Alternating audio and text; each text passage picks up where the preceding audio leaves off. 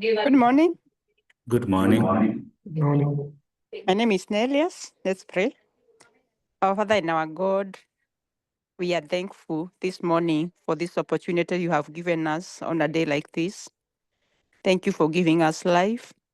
We invite you to this meeting that you, as we deliberate on things that concerns our learners as leaders, dear Father, you're going to give us wisdom, and we shall go say thank you at the end of it all. We invite you in our midst, be our guest of honor. And dear Father, we thank you for everything. In the name of Jesus Christ, we pray and believe. Amen. Amen. Thank you, Nelius, for leading us in a word of prayer. As Simon has actually mentioned, is that we have participants from Nairobi, and we are expecting a total of around 30 participants from Nairobi. And then we have participants from Muranga, and we're actually expecting around 58 participants from Muranga. So I believe that is an introduction that I can actually make for Muranga and Nairobi because of numbers. But with me here, I have my colleagues, Stephen Choge from Kenya Education Management Institute, and I have other of my colleagues, and I'll welcome Madam Rebecca. Say hi to our participants. Yes, good morning, participants. My name is Rebecca Murioki. I'm a trainer at Kenya Education Management Institute, and I would like to welcome all of you to this training, and I wish you a good training. Thank you. Thank you, Rebecca. Let me welcome Simon Gatia to introduce himself and to say hi to our participants. Good morning, colleagues. Good morning. Welcome to this session. My name is Simon Gatia, and I'll be one of the presenters, one of the facilitators in this program. Thank you and welcome. Thank you, Simon. Let me also welcome our IT managers, Sam, to introduce himself and to say hi to our participants. Good morning, everyone. Good morning. I'm Samuel Munove, working at Kenya Education Management Institute, VVOB. I'm with you this session as a technical person, so I wish you a successful training. Thank you, Mr. Choge. Thank you, Sam. Sam is our ICT manager. We also have our ICT manager, Nicole. Karibu, Nicole. Introduce yourself and you say hi to our participants. Good morning, everyone. My name is Nicole Mwende, and I work for the ICT division at Kenya Education Management Institute. So karibuni sana to this session. I hope we have a lovely session. Kindly let us keep our microphones muted unless I'm answering a question. Other than that, I hope you enjoy the session. Thank you, Mr. Chage. Thank you so much, Nicole. With us here, we have our partners from VVOB, and I'll start with Peter. Say hi to participants, Peter. Yeah. Good morning, everyone. My name is Peter Nzologe from VVOB. I'm looking forward to a good session both today and tomorrow. Thank you. Thank you, Peter from VVOB. With us again also is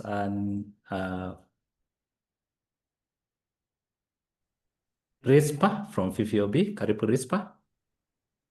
Good morning, school leaders. My name is Rispa Mombe. I work with VVOB, and I'm wishing you all the best. Let's learn and have fun. Thank you, Rispa.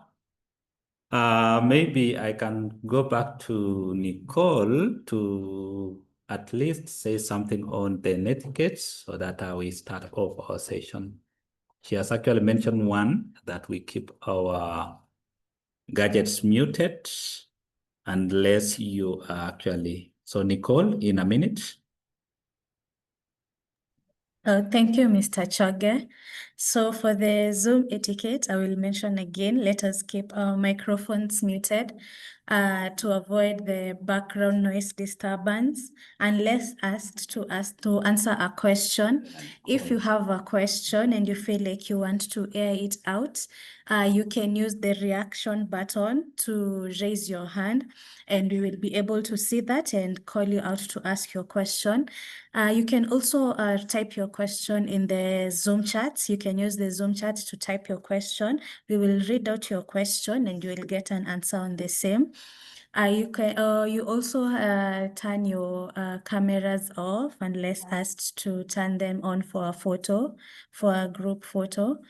Other than that, let us keep the class conducive, collaborative, and let us enjoy the session. Thank you, Mr. Choge. Thank you, Nicole.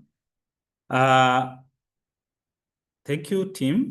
And for those who were not with us when we started, I'm Stephen Choge from Kenya Education Management Institute.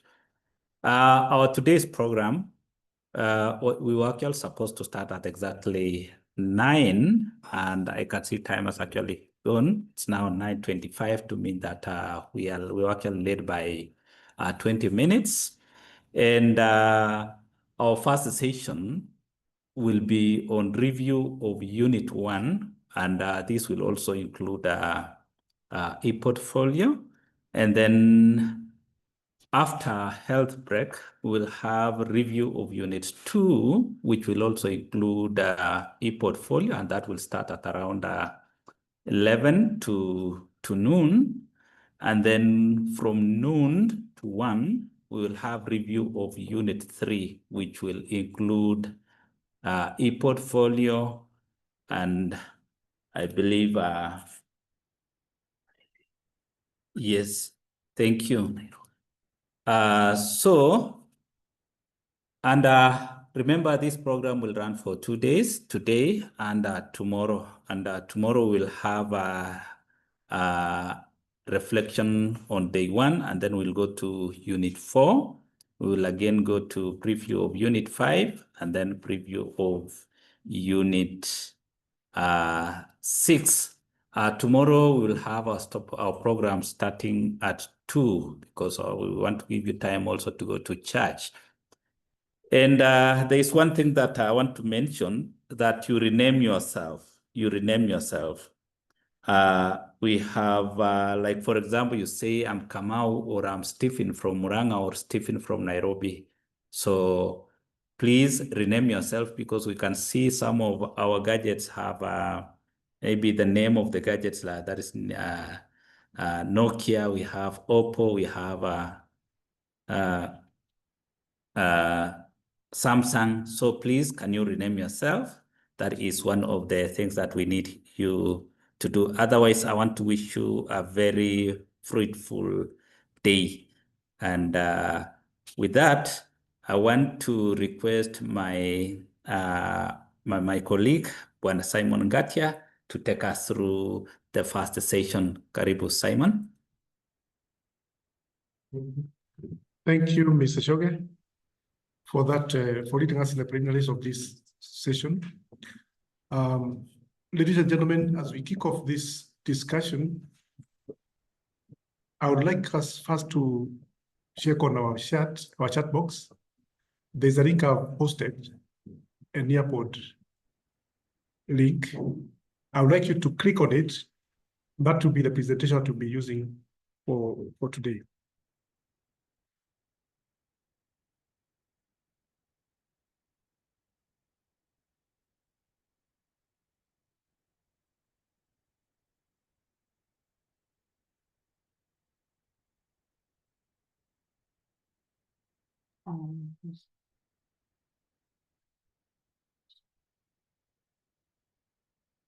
Meanwhile, let me upload the presentation.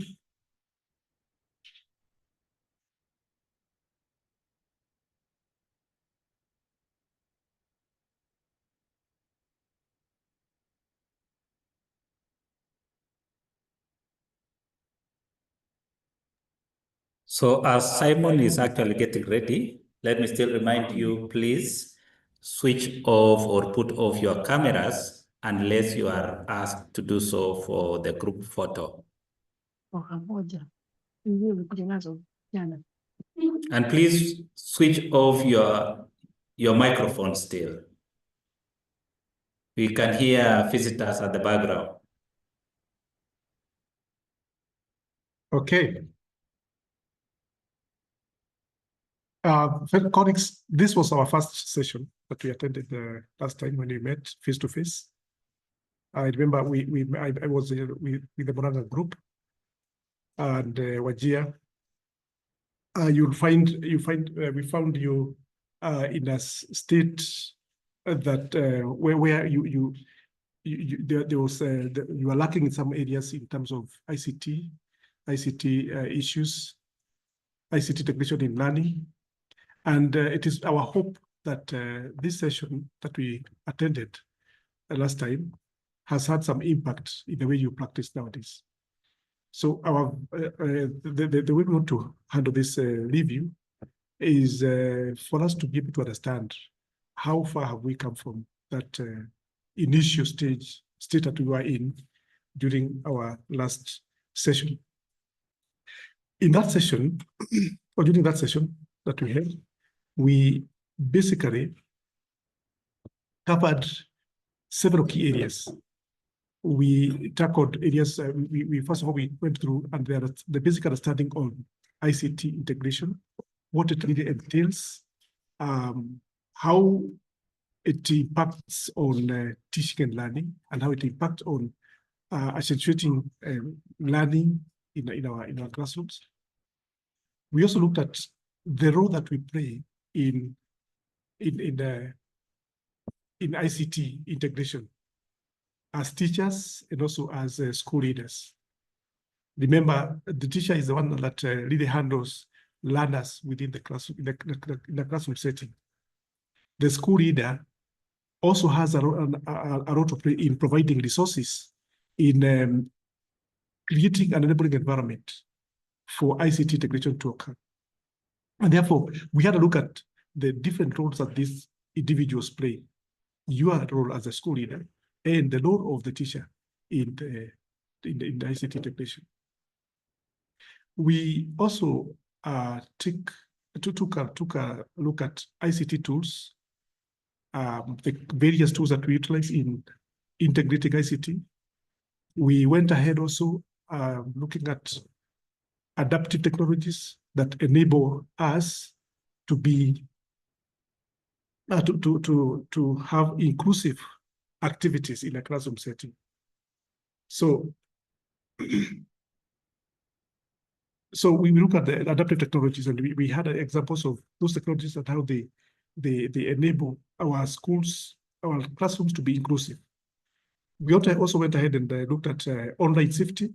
Remember, we discussed quite a bit on the Kenya Data Security Act, how we can go about improving security, online security. As you know, it's a critical area when it comes to teaching and learning. We had data, we had very important data on learners, on the school environment, and so on and so forth. So we need to have security measures put in place so that our systems cannot be hacked and information is interfered with. We don't want our information to be found in the wrong hands. And we also looked at, lastly, online resources. We had a brief on several online resources we can utilize in affecting teaching and learning using ICT. Now, having said so, would like to reflect on our basic understanding of ICT. I believe when we met last time, you had your own view of what ICT integration in teaching and learning is. Now, as a school leader, with your current knowledge, with your current awareness, after you've gone through the readings on the LMS, after you've looked at you've looked at some of the areas you've affected ICT integration, after going through your creation of ICT of your e-portfolio, I would like us to reflect now on our basic understanding as at now of ICT integration in teaching and learning. And I would like us to do that first through a chat box. I would like us to visit our chat box and indicate what you understand by ICT integration in teaching and learning in brief. Just like a brief sentence, brief idea on your understanding of ICT integration in teaching and learning. 2 minutes.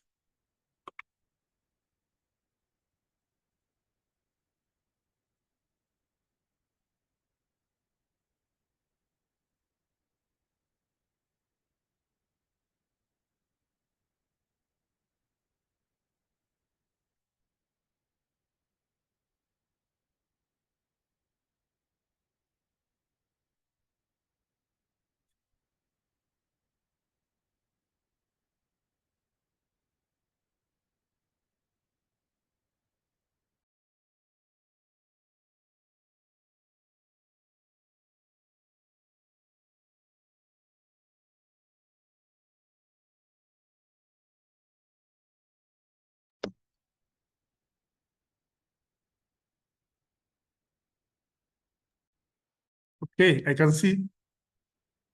I see Lydian Temco. Temco is indicating that using information technology in teaching and learning. So the question is, what is ICT integration in teaching and learning? So using information technology, Josephine is talking about saying that it is including ICT in the teaching and learning. Yes, Nancy DTI, using of ICT, using of digital materials in teaching and learning.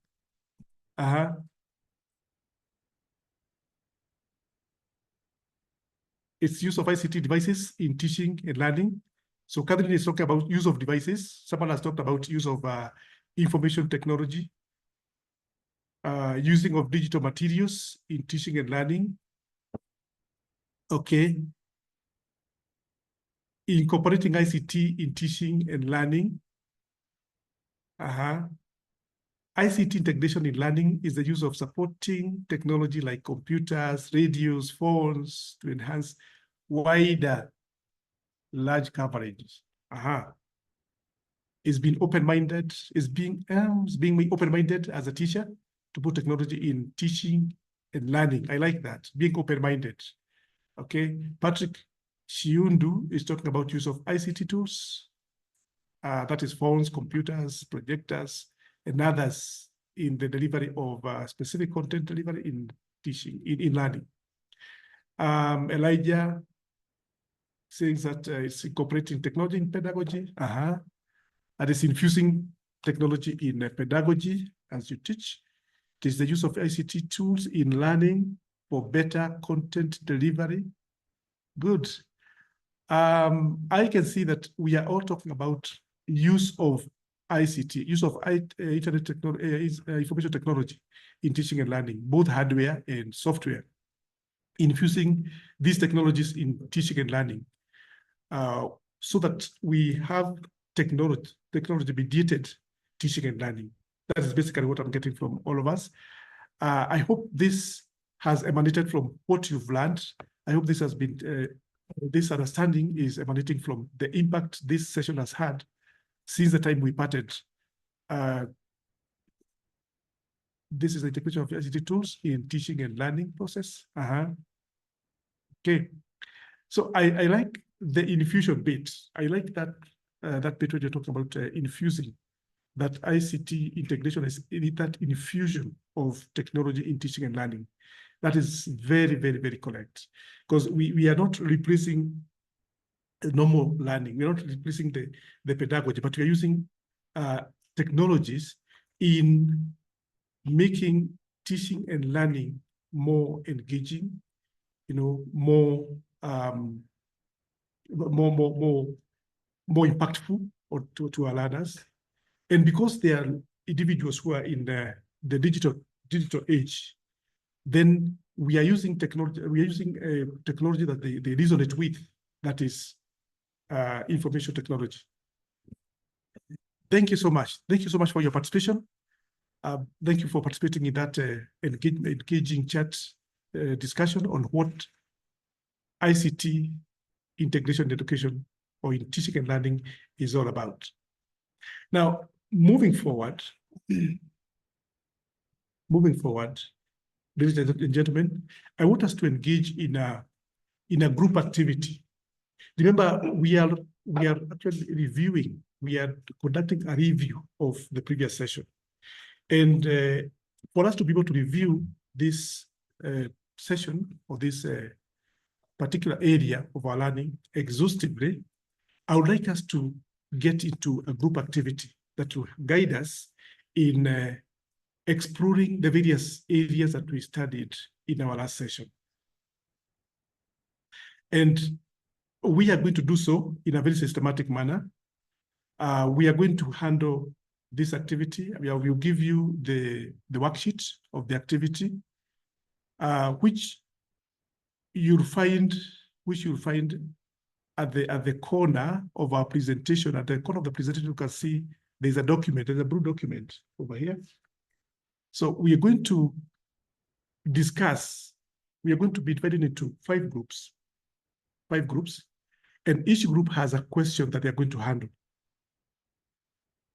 We are going to spend around 10 minutes in those groups. Once you get into the groups, I wish that you could be very fast, identify someone who is going to moderate that session. Also identify someone who is going to act as a secretary of the session. Very fast, do so that you can be able to start discussing the questions that I had. Now, the person who is acting as the secretary will then write their answers on this. As you can see on this presentation, there's a pad where they can write the answers. So we only require the secretary to indicate the answers on this pad. Please write the group number before you can indicate the answers to the discussions that you'll be having in your group. Now, if you click on that blue box, blue slide on the right-hand corner, upper corner of the screen, you'll be guided to this document, and this document has the 5 questions, the 5 areas of discussion for the 5 groups. So we have the first one, touches on the concept of ICT integration. Number 2, it touches on the roles of teachers and school leaders in ICT integration in the learning environment. 3, touches on ICT tools and adaptive technologies that support inclusive learning in schools. Group number 4 will handle online safety and security measures in learning environment. And you have the guiding questions. 5, group number 5 will be tackling online learning resources. And each group has their guiding questions. So don't go out, don't digress, just align your discussions to those groups.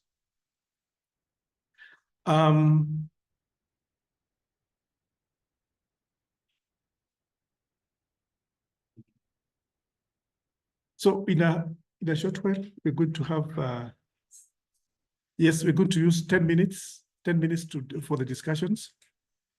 And I'll request that we have the groups demarcated right now. We have the groups. We'll be guided into different groups.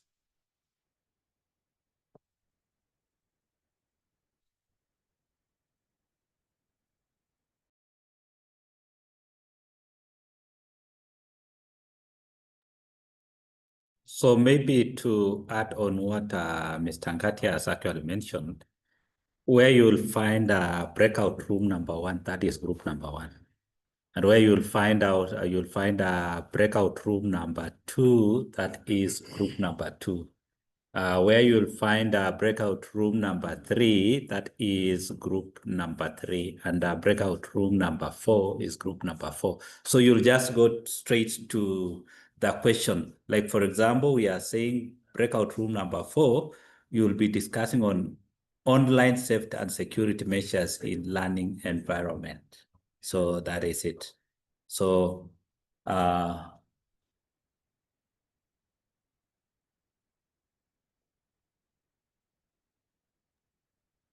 okay, I'm guided that as you discuss, the secretary will take notes on their writing pads. So the secretary will take notes on what you are deciding, on what you are discussing, and then we'll have, for the sake of so we can limit a lot of time wastage.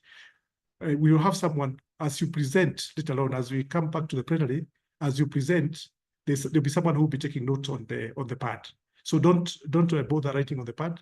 Just take notes on your writing on your notebooks, and then the secretary will present to the plenary, and as they present, then we'll have the notes being taken on the pad for discussion. I hope that is okay. I hope you understand the procedure. So we're going to take 10 minutes for discussion, and I want to request our IT personnel to divide us into our groups. We'll be visiting you in your various groups to listen in in your discussions. Let's go.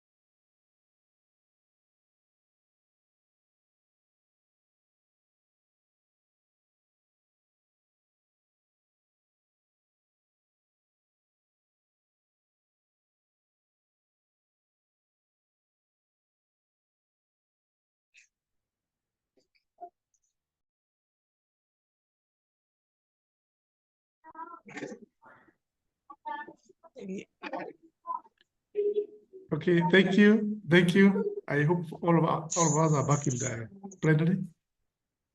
Thank you. So we're going to have a brief discussion. Well, we'll give each group about 2 minutes or so to tell us what they have discussed in their different groups. I could hear there were very constructive discussions going on, and we would like to learn from those discussions. We hear what was going on. So let's start with group number. I don't know whether we follow any particular order or just speak at random. Mr. Shombe, maybe you can guide us in identifying the groups that are going to present. Thank you, Simon. I believe we follow the order from group number 1, and then we move on to group number 2, and then we move on to group number 3, 4, and 5, like that. Okay. Group number 1 then. Thank you, sir. So group number 1 was discussing question 1, and the question had 2 ends. 1, we were discussing how does ICT integration enhance learning process, and the second one were the key challenges. And systematically going through the same, the integration of ICT enhances learning process in the following ways. 1, it saves time because many people can be reached at the same time. The second one that we had is that it captures learner attention and it involves them better, therefore enhancing the process of learning. Then the third point we got was that it trains learners in independence, particularly in researching. When they are given an assignment, they are able to do personal research, and that one enhances their research capacity. We also had a point that it makes learning timeless. That is to mean that we do not have to be limited to a specific timing. We can do it timelessly. Then there was a point on it makes learning interesting and therefore captures learner attention. Then last but not least, it caters for diversity of learners. That is because the teacher and the learner are able to incorporate adaptive devices, therefore taking care of different categories of learners. Key challenges, we got that power has been an issue, lack of power. Network connectivity has been an issue. Then the prohibitive cost of ICT technology. Some of the ICT resources are quite expensive and therefore not affordable to a good number of institutions. Then there was lack of skills, lack of ICT integration skills on the side of the teacher. That one would enhance, it would limit the capacity to deliver lessons very well. There was the problem of negative attitude on the side of the teacher. So that lack of interest, again, might limit the level of success. There was also the problem of ICT misuse. Instead of using it for the intended purpose, there's getting it or using it for other things that do not benefit the learning process. I beg to stop there and invite the second group unless there's a question.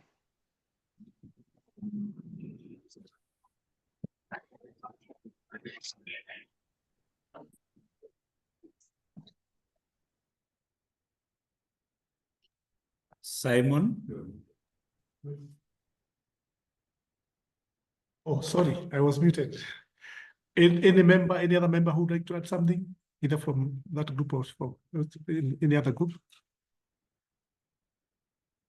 All right. So that is good. That is good for group 1. Group 1, you've done a good job. I would like us to give them a nice clap, not physical one, but using the emojis that we have on the chat. You know where they are? We have the emojis. Where are they?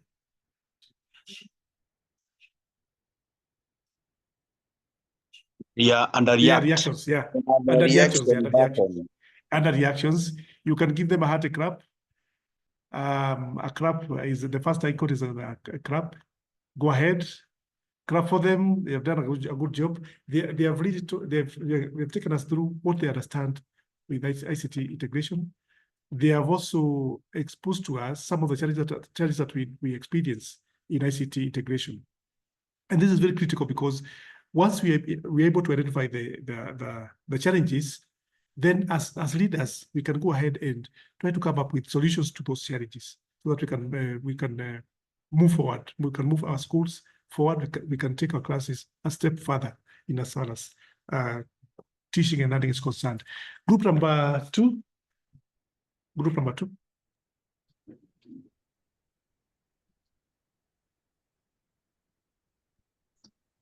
Thank you. Safarani Saidi from Muranga, Secretary for group number 2. Our group activity was responsibilities of a school leader in fostering a technology-driven learning environment. And our point number 1 was provision of ICT materials. Number 2, sensitizing teachers on how to integrate ICT in teaching and learning.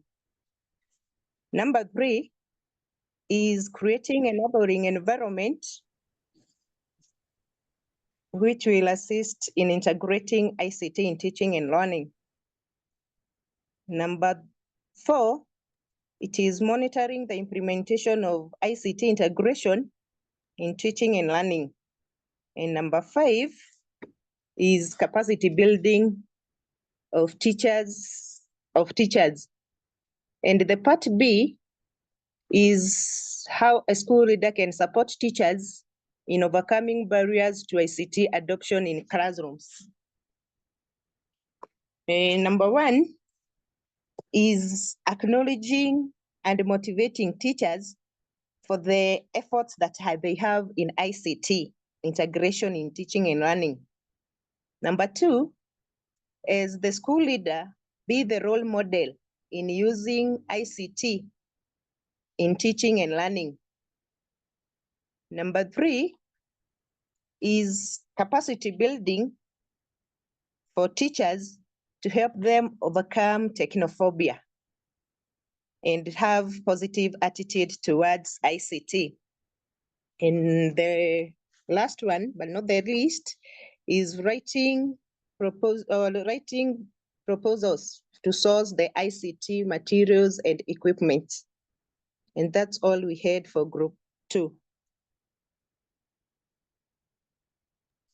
Thank you, Madam Said, for that brief on what you discussed in your group 2 question. That was a very elaborate discussion, and I'm sure our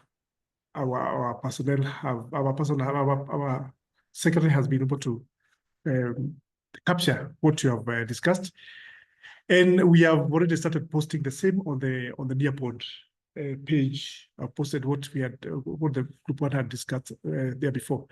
Okay, let's move on to group number 3. Group number 2, let's clap for them. Let's go for group 2. They've done a good job. Thank you. Let's move on to group number 3. Rose, would like to say something? Rose? Unmute.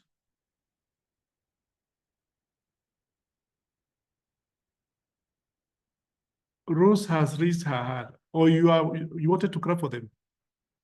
There's another emoji for clapping. Yeah, thank you. Now you got it now. Thank you so much. Okay, group number 3. Move on. Group number 3. The secretary, you can unmute and you speak. Now,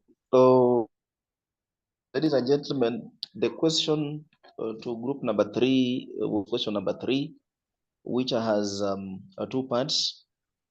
And the first part talks about ICT tools and adaptive technologies that support inclusive learning in schools.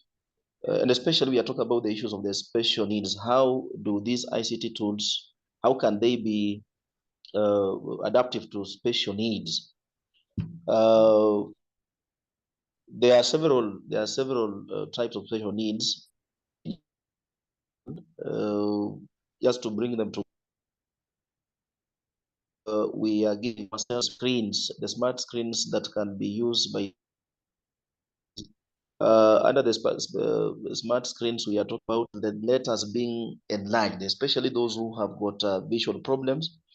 The letters, as the learners use them, they are able to have a clear vision of what is on those particular screens. Number two,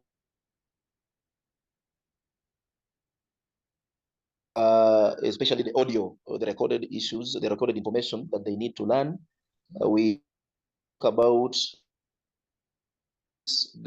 these gadgets being enhanced so that they are able to have clear voices to the learners about the problems with the hearing.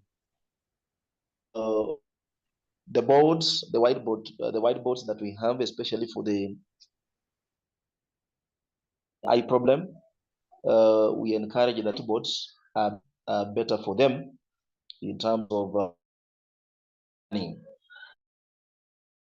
We have an idea that the computers that we normally use, especially for those who have got visual problems, we can also have the touch screens, the touch screen computers that they're able to manipulate, be better with them. The projectors we also use in learning. Let them be clear and large print, so that even those who have got eye problem are able to access. Just a few, but to mention, the question part B was how can adaptive technologies be used to create a more inclusive learning experience? And under this one here, we are saying that let this particular ICT availability of the tools will be an added advantage to the learners, all because we are talking about all learning experience for all learners. So let these technologies, adaptive technologies or ICT tools, be available to learners at learning. And number two, ICT tools be easy to manipulate by all learners, so they are able to interact with them in an easy way and continue learning. These tools to be the ones that also arouse the interest of the learner. And the moment the interest of the learner is aroused by these tools, they will be able to create their attention and learning will continue. Let them be the ones that give the interest of what the learner has, what drives. You know, there are some gadgets that do not give the interest. In fact, when you look at them, the interest of the learner is switched off, but are they the ones that capture the interest of that particular learner so that they are able to continue learning as they manipulate these particular tools? So thank you so much. These are just but a few things that we might have come up with as group. Thank you, Madam Patrick, for the deliberations that we've had in your group. I would like us to give them a hearty clap. Group number 3, you have done a good job. Let's give them a hearty clap for work well done. We have captured also what they have discussed, and we'll go over that brief in a short while. Thank you, Sana Patrick, with your group 3. Let us move on to group number 4. Group number 4. I know there was a challenge in group number 4, but we can have Helen, you can represent that group.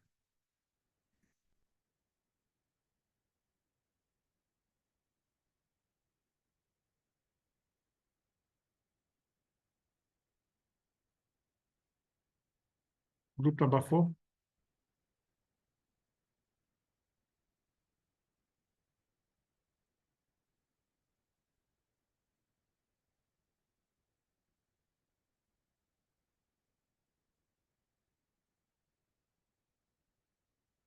Okay. We can move on to group number 5. In the interest of time, group number 5.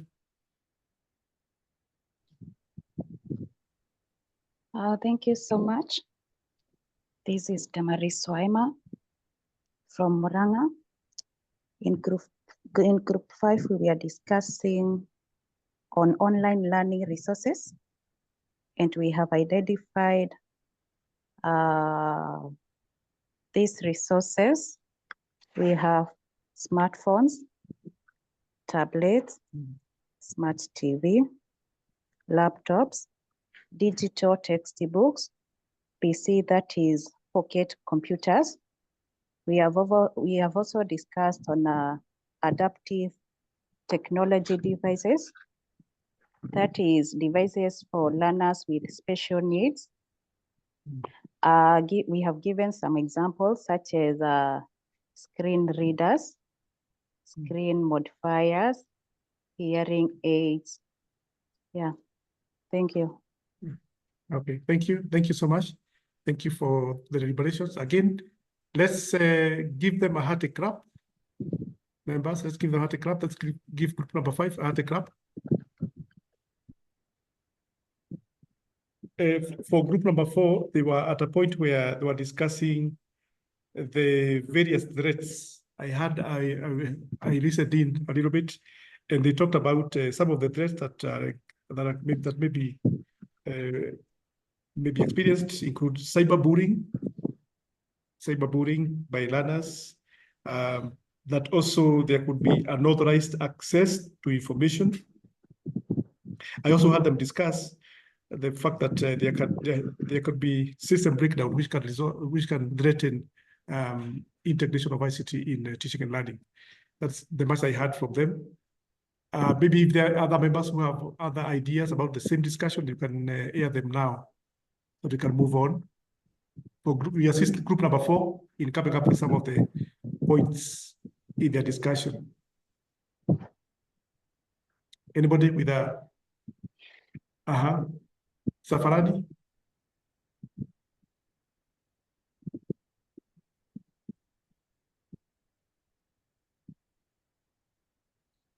I saw Safarani's hand up. You wanted to contribute? Okay. Okay, then you can, yes, Muraya. Yes, I just want to share with you with something that I have seen, because we have already started integrating ICT, whereby you engage learners in using the technological devices. And as you facilitate learning, you realize that learners have gone to other sites. And at the end of the day, you may realize that you are not able to achieve your specific objectives of the lessons. By that I mean, one challenge with ICT is that in a class you may not be able to control what each and every learner is using with his or her ICT, let's say, gadget. So I don't know whether my colleagues are experiencing the same, and maybe you may propose an alternative way to serve as a remedy to that challenge. Okay. I thank you. Thank you. Thank you. Thank you, Simon, for that contribution. Any contribution towards that? Briefly, how we can be able to overcome that challenge, where you want to deliver an ICT session, but learners are engaged in other activities using the same gadgets. I can try and say we can have policies that protect the learners from risky sites, where you can have a restriction as a school, so that you can have the only program that they're supposed to attend to. Yes, thank you, Catherine. You limit the site so that they can only visit the areas where they are supposed to be visiting for learning purposes. The same we have been told by William Rusibo on the chat, visiting sites that are X-rated. That's another threat that we can face. And we can remedy that by setting controls in the system. And that is possible. That is doable. We have technologies that can be able to help us in doing exactly that, limiting the site that our others visit. Okay, thank you so much. Maybe I can invite William Rusibo. You wanted to add something? Yes, I wanted to add something, sir.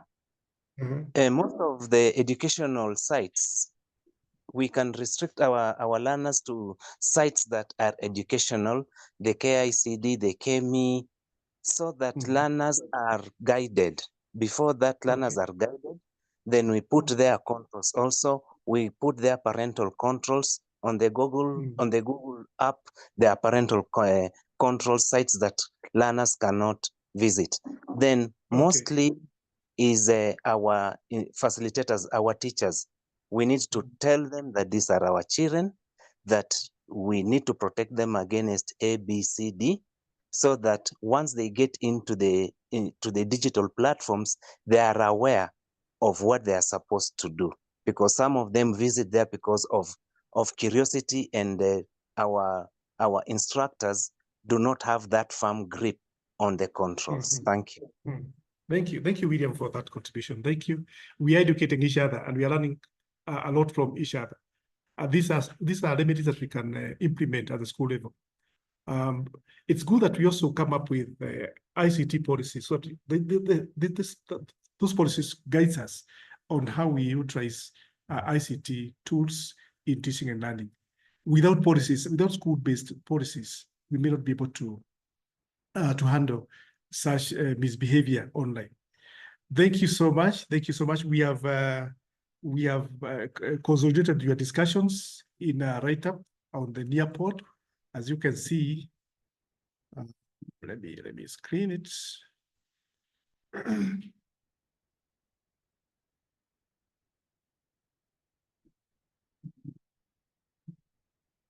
Let me screen the Nearpod. You can see what you have captured.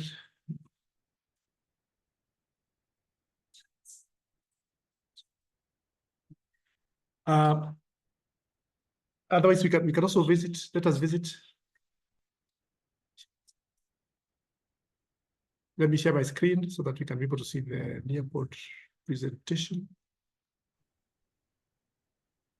Actually, even when you look at the chart, you are able to see what we have actually discussed and what the secretaries have shared on the plenary.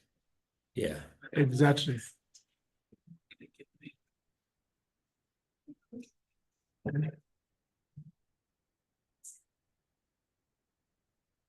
There's also a link. There's a link that has been posted on the chat. You can that Nearpod link. You can be able to read the discussions on the Nearpod, which have been posted on the Nearpod. Okay.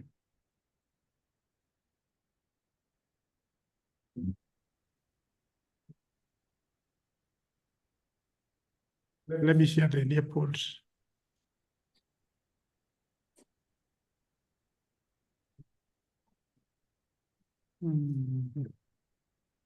There we are. There you are. This is what we have been discussing. Group number 1, that's what you deliberated on. A concept of ICT integration in learning. Those are the points that you deliberated on. Group number 2, roles of teachers. Okay.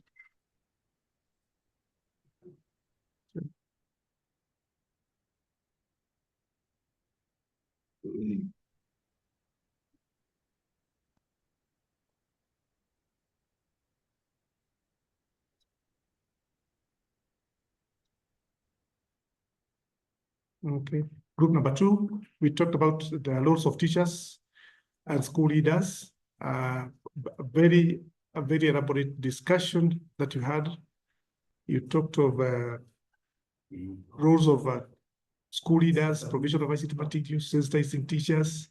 So you must be you are an instructional leader in the first place, creating enabling environment for ICT integration, also monitoring, because you could be you could be having the facilities, you could be having the programs running, but then you're not monitoring how they're going on. Capacity building of teachers is also vital. That's what you've mentioned in the discussion. Okay.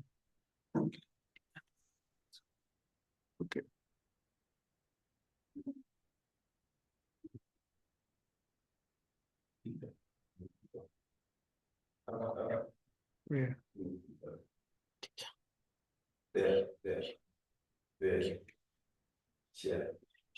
Okay. Thank you. Okay. So we had Peter from VVB also capturing the same. So you can see all the discussion points that you are adding, they are well captured. Though the document has not been is not well edited, but you can see all that is available. We'll see how we can make these discussion points available to us so that we can be able to grab some point from them. We merge them with the discussion we're having on the LMS, and this will contribute to us our learning on the issues ICT integration in teaching and learning. Having said that, then, and having come to a conclusion of the activity, because I can see time is slashing, I would like us to have a brief on now the e-learning e-portfolio task. No, ICT e-portfolio task.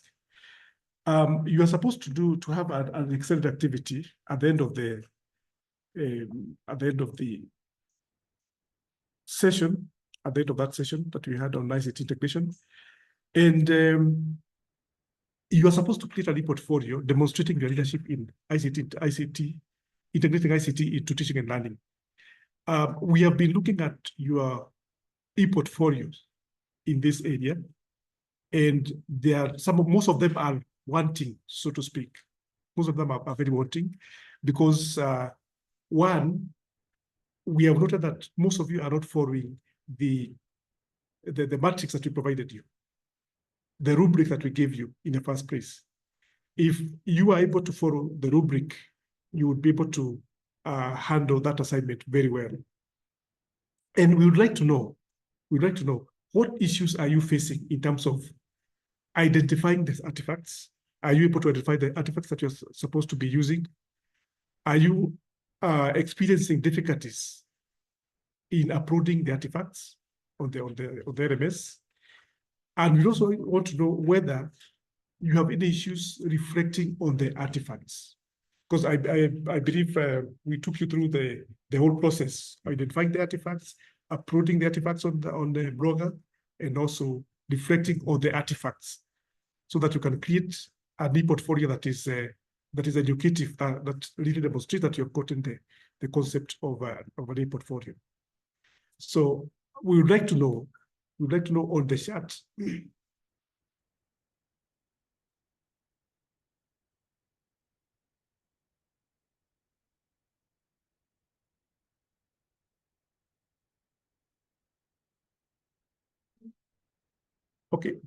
Okay, I'm informed that we will have some projections of examples of e-portfolios, so that we can see the good, the bad, and the ugly, so that we can learn from that. Maybe Nicole can take over the screen for us.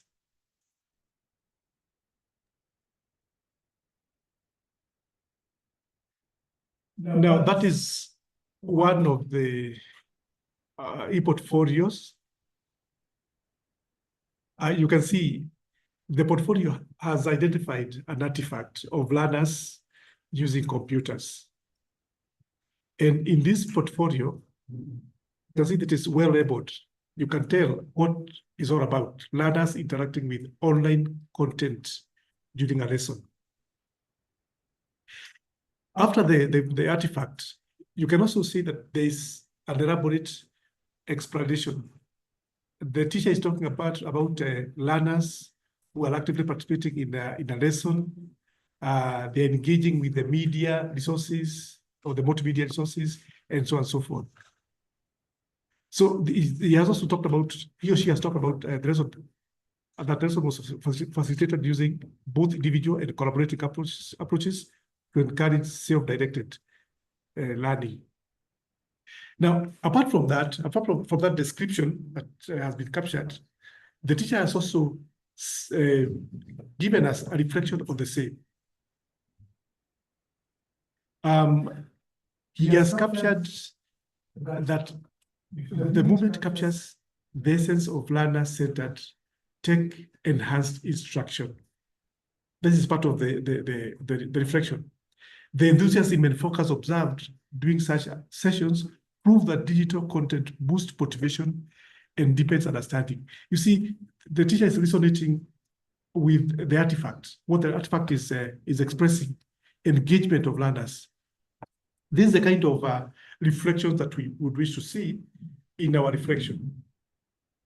Every artifact that is presented needs to have a topic or a title, an explanation or a description, and then a reflection.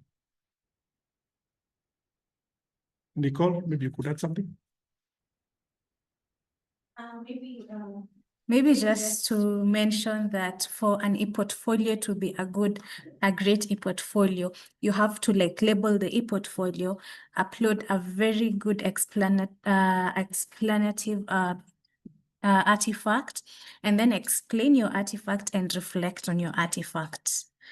So that was a sample of a very good e-portfolio. We had 2 examples. So this is a second e-portfolio of a mediumly rated e-portfolio. You can see from this portfolio, the participant has indicated learner support program. You know, the main focus for that portfolio, or that portfolio artifact, but he or she has not identified the artifact, does not have a title for the artifact. At the same time, what we have as a description, you can't tell whether it's a description or it's a reflection. So you need to identify where you are describing the artifact, where you are reflecting, so that we can demarcate between description of the activity going on, or of the artifact, and the reflection. So they become so distinct.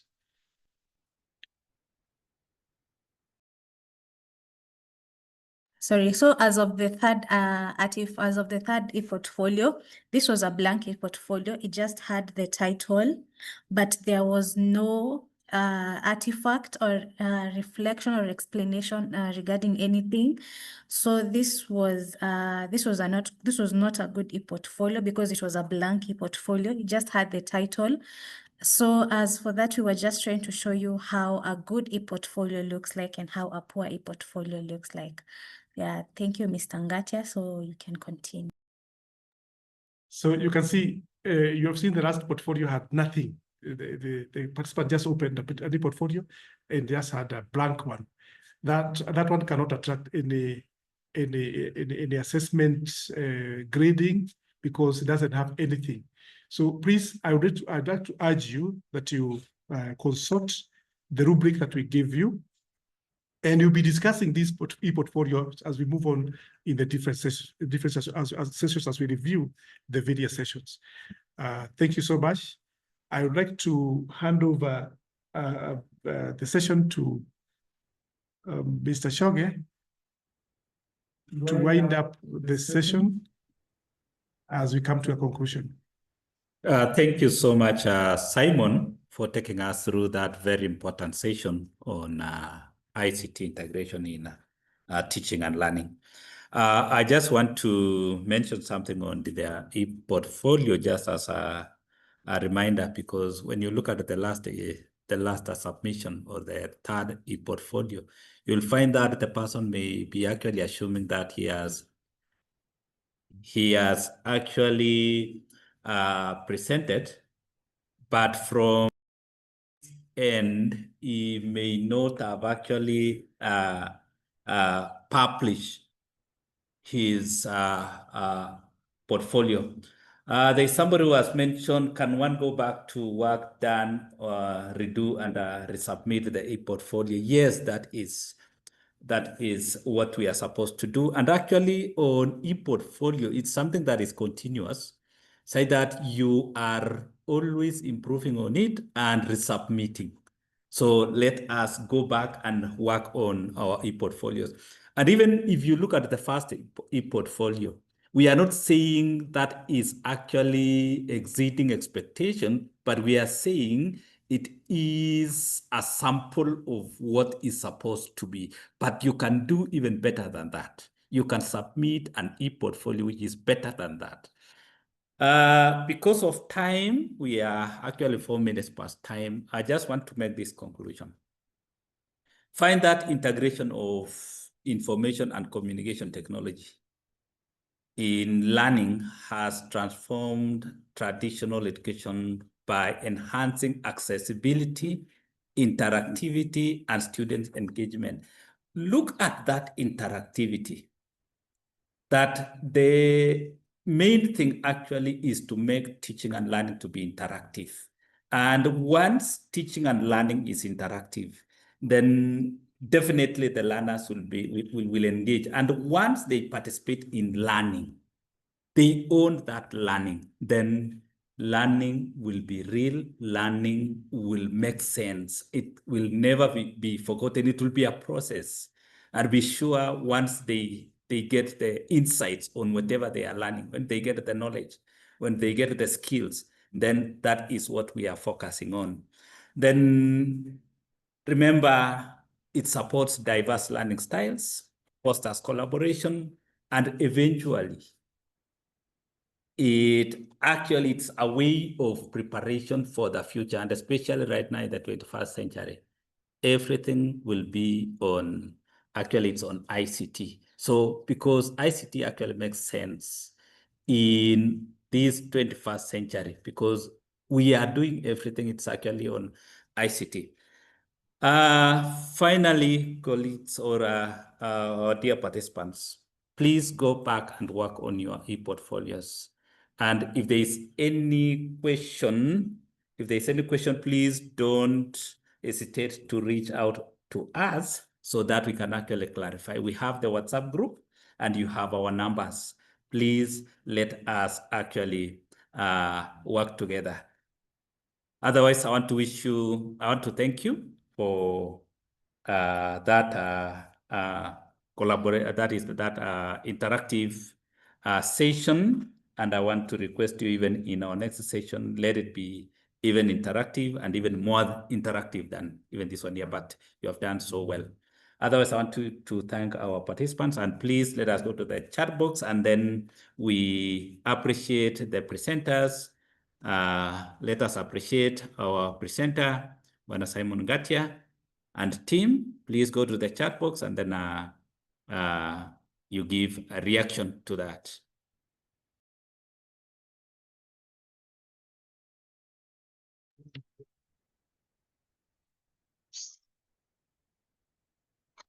So welcome to our second session, whereby we will be reviewing Unit 2, including the e-portfolio. And I would like to welcome Mr. Choge, who is going to take us through the review of Unit 2. Welcome, Mr. Choge. Thank you, Madam Rebecca. Let me take this opportunity to welcome you to our second session, which is on the review of Unit 2, Curriculum Implementation Support. You realize that in our previous session, we covered the following areas. Number one, we looked at the Basic Education Curriculum Framework, BECF. We also looked at the interpretation of curriculum designs. So we looked at the interpretation of curriculum designs. We also looked at the development of professional documents. How do we actually develop these professional documents, and which are the official or the documents that are actually required in implementation of teaching and learning in classrooms. Then we also looked at the effective use of instructional resources. How are we using these instructional resources, and which are these instructional resources that we're actually talking about? Then we also looked at the application of transformative learner-centered pedagogies. We also looked at the utilization of assessment results for decision-making. So how are we using the assessment for decision-making? Because in the long run, actually, the assessment, that measurement that you are doing is the one that is actually supposed to inform us on how we will actually redirect the learners. And then we also looked at the institutional-based continuous professional development, that is CPD, that is bringing on board the new ideas, the new information, and actually re-equipping ourselves, and especially in the changing issues or the trends in the education sector, so that these learners are able to get the current information and for them to achieve the desired objective. Then the role of heads of institutions in competency-based education and CBA implementation, competence-based assessment implementation. What is our role? Remember, you are the lead, and therefore we need to have clear insights on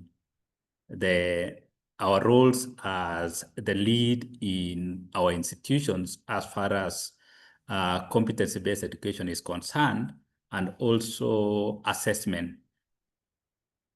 And to have for us now to get clear understanding of how we are doing, I've come up with activities that will actually act as recap for us, and also for us to get more insights on the areas that we actually covered.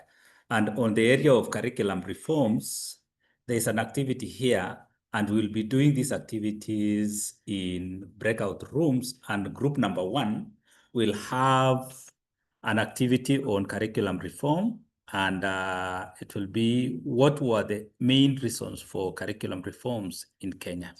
This one will actually remind us the reasons for the reforms of education or curriculum in our country.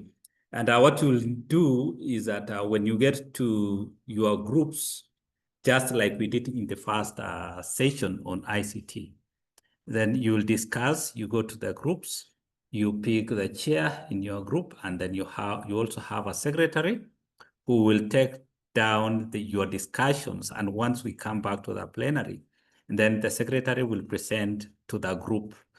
Then that is for group number 1. Again, when we go to the next is on interpretation of curriculum design. And under the interpretation of curriculum design, you are supposed to actually discuss using a curriculum design from a learning area of your choice in grade 7, 8, and 9. Interpret the key components to inform effective teaching and learning approaches that improve learning outcomes. So that is the assignment that I've actually given to group number 2. You use the curriculum design from areas of your choice as a team now. Actually, the design should be that for grade 7, grade 8, and grade 9. Interpret the key components to inform effective teaching and learning approaches that improve learning outcomes. That is for group number 2. And on the effective use of instructional resources, the activity I have given you is you describe the role of instructional resources on learner-centered classroom, in a learner-less classroom. So again, you will pick the chair, and then you have the secretary, and you'll actually discuss. You describe the role of instructional resources in a learner-centered classroom, and I think those are the 3 questions before we come back to the plenary, and then I will guide you going forward in that. So, Nicole, you will create for us the breakout rooms. I think we have 3 breakout rooms, and then once you get there, in breakout room number 1, you give us the main reasons for curriculum reforms in our country, Kenya. In breakout room number 2, you have been told to use the curriculum designs for grade 7, 8, and 9 and interpret the key components to inform effective teaching and learning approaches that improve learning outcomes. And then the next one, the last one, is effective use of instructional resources. And the activity is describe the role of instructional resources in learner-centered classrooms. So over to you, Nicole, so that you can actually guide us as we are moving forward. Okay, so thank you, Mr. Choge, for that. As you've heard, we will be doing this in our breakout rooms. So we will have 3 breakout rooms, that is 3 groups. And I have given you, we will give you 15 minutes for that. So each group has 15 minutes for discussion, and then we will come back after the 15 minutes and have a plenary session where each and every group will present all their findings. So kindly after joining your groups, select a chair and a secretary. The chair will be leading the group discussion, and the secretary will be taking down notes that will be used for presentation during plenary. Kindly don't type your findings in the Zoom chats. Just write them down in a piece of paper or on your notebooks, because if you type them in your Zoom chats, they will get lost after the groups after we get back to the plenary session. So just write them down in a piece of paper or on your notebooks so that we can present them during plenary. Other than that, when we join, let us all unmute. It is a group discussion. Let us all discuss. So tukiingia ndani, let us all unmute. Thank you.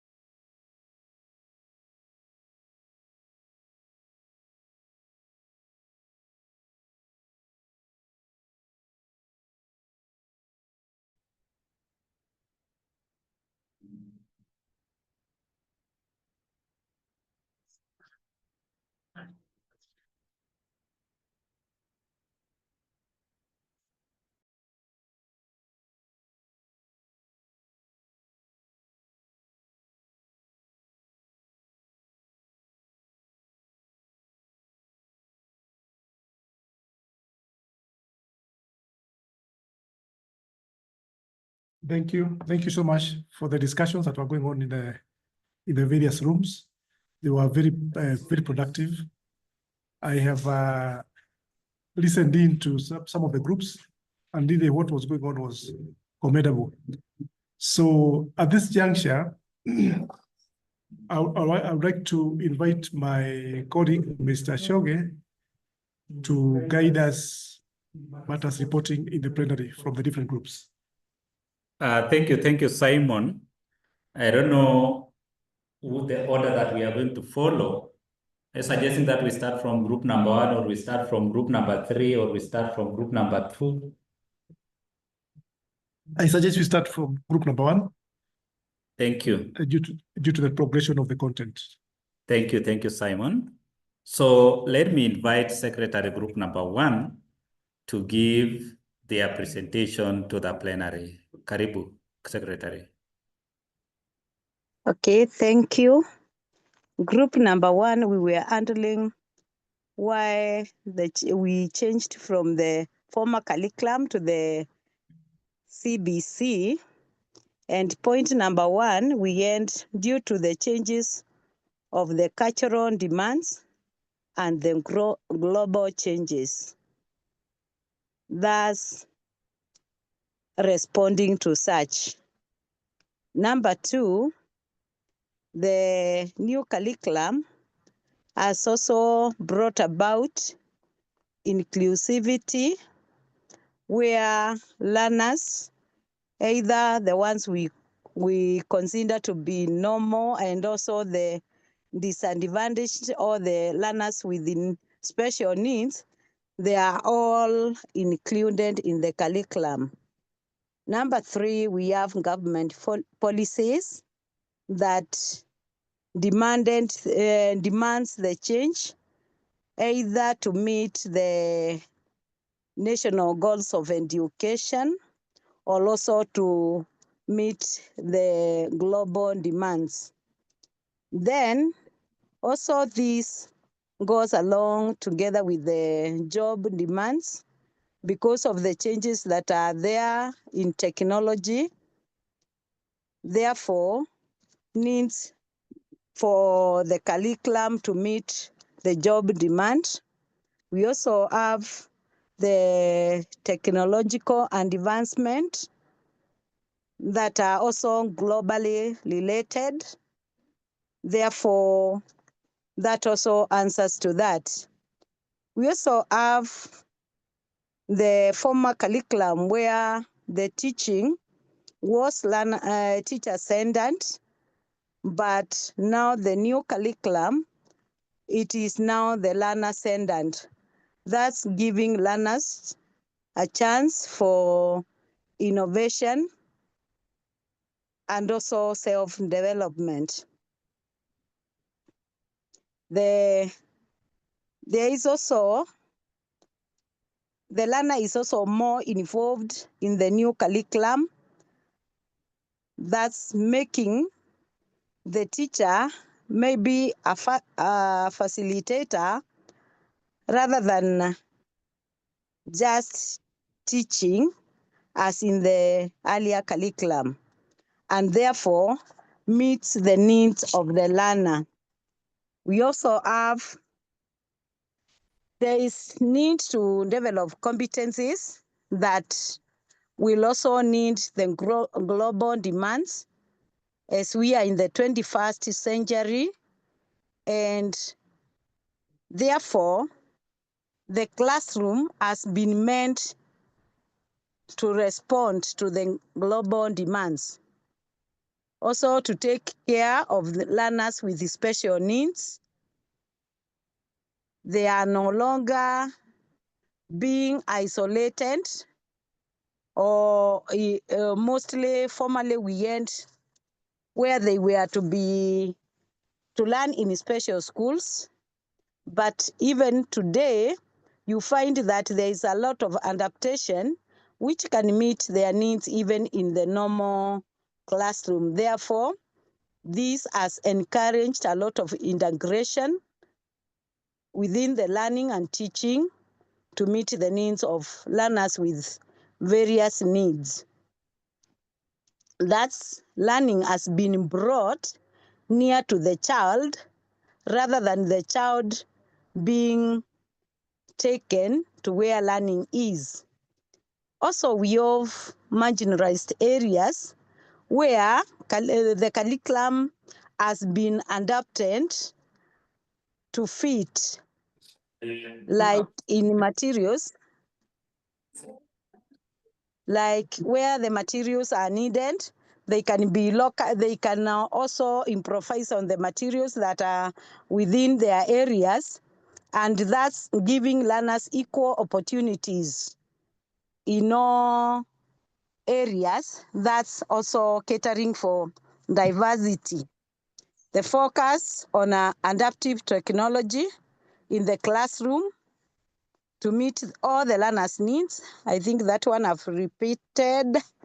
Then there's also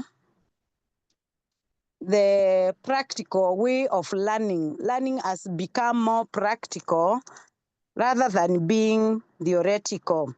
Then there is also the last and not the least, the stakeholders engagement, where learning, we have the parent being more involved in the learner's development because they are engaged in the assignments, in what the learner is doing. Therefore, we have like a holistic thing where we have the school, the parent, and the learner. And now maybe I welcome any member from group 1, maybe to put any addition that I might have omitted. Thank you. Thank you, Penina. If there is any member who wants to make any addition from the group, please. Hello. Yes. Go on. I think I can add maybe one. That is, we talk of lack of, that is limited access to the resources. When we compare the traditional, that is form of classrooms, they may have, you find that they had less access to modern educational resources like the online forums. We have online forums. We can also talk of maybe video tutors. So we find that they lack such kind of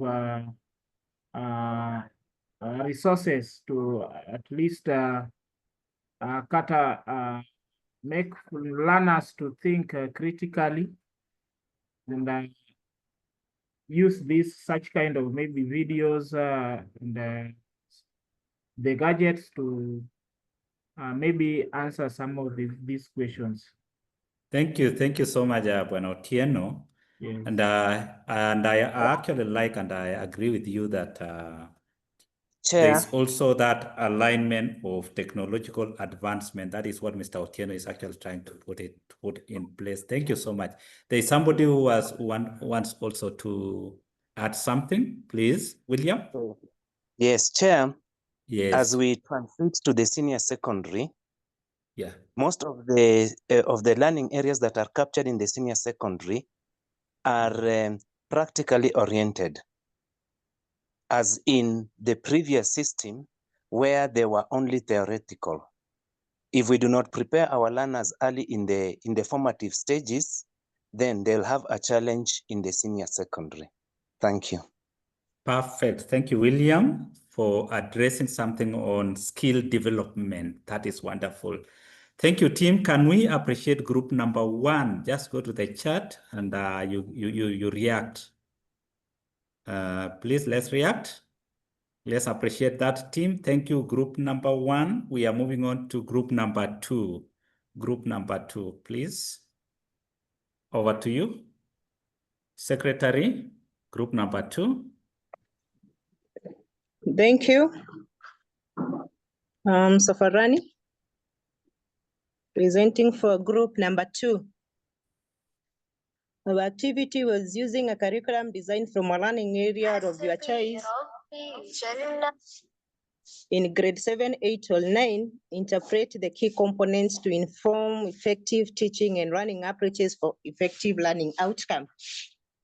Point number 1 is relevant and engaging content, which will help the learners with the necessary knowledge. The second key component is varied instructional strategies, which will help in facilitating effective learning. Point number 3 is comprehensive assessment methods, which will help in tracking the learner's progress.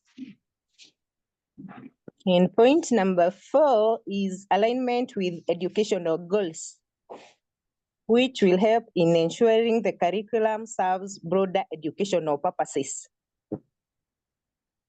And point number 5 is clear learning outcomes, which will assist in defining what students will learn. Thank you.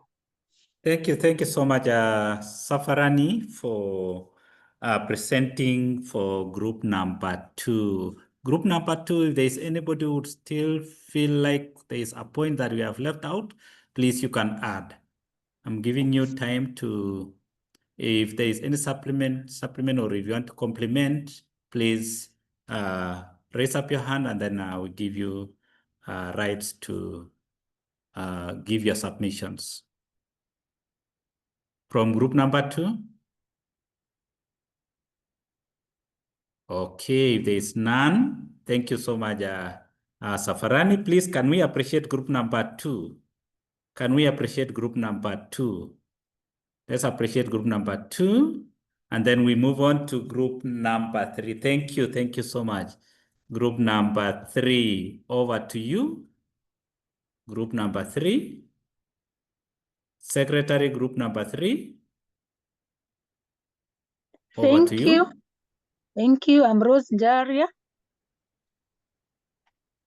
Our question was, we were looking at the effective use of instructional resources, and we were to describe the role of instructional resources in a learner-centered classroom. Number 1, we had they serve as a reference. Number 2, they disseminate information for the learners. Number 3, the materials, instructional materials arouse curiosity among learners during the lessons, hence high concentration. Number 4, they help in the retention of the subject matter due to interaction within the interaction with the real items. Number 5, they allow the learners to have their hands on in the searching of the materials and also interacting with the materials during the lesson. Number 6, they encourage communication and collaboration, and especially when used in group activities.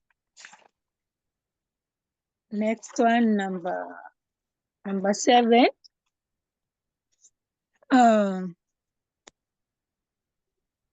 Learners own the lesson due to the fact that they are involved in the search of the materials. Number 8, they develop the responsibility while searching and working with the materials, and especially in the terms of safety, storage, and their maintenance. Number 9, they enhance manipulation skills when handling the materials available. Number 10, they develop responsibility in the searching of the materials, and therefore they are able to know what is good and bad, and therefore restrict themselves from the dangers of the internet or when they're working online. And finally, they enhance lengthy retention of the content. And at this juncture, I'm asking any of the members who has anything to add to go ahead. Thank you. Thank you, Rose. From the plenary, please, if there's anybody or the members of team group number 3, if you have something to add or if you feel there's something that we have actually forgotten, please, the floor is yours. Hello. Yes, Otieno, over to Yes, you. I just wanted to maybe add something that is concerning the qualities. So I think we should also look at the qualities of these the qualities of effective instructional materials. I think it's very important to look at the qualities, because maybe you can find some of these maybe materials they are not, maybe for example, relevant to the content of the course, for example. So I think as we use them or inquire them, it is very important to look at the qualities. Thank you. Thank you, Otieno, for actually raising that issue. Very important, the qualities of these instructional materials. Any other? There was somebody else who, yes. There Over is to you. Yes, I'm Chege James. Yes, Chege. The learners will develop, we had another point. I'm a member of group number 3. Yes. The learners will develop the skill of research as they get the materials, and this develops the skill of research in continuous learning, sorry. Thank you, James. Thank you, Yes. James, for raising Welcome. that issue on research. Yes. Search for new knowledge all the time. Thank you. Any other? Any other? Thank you. And because of time, please let us appreciate team number 3. Let us appreciate team number 3. Let us appreciate team number 3.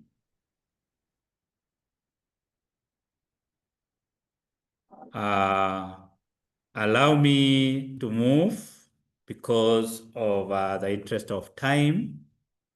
I have an activity for all of us here that should take the shortest time possible. And I want us to look at this activity. Where we want to look at a case scenario, and you give me what is your take on this one here. What I want you to do is, once you have actually gone through that case scenario, you give your thoughts on that case, and you share your thoughts to the Nearpod. We have this space here where you are supposed to put your submissions, and this is the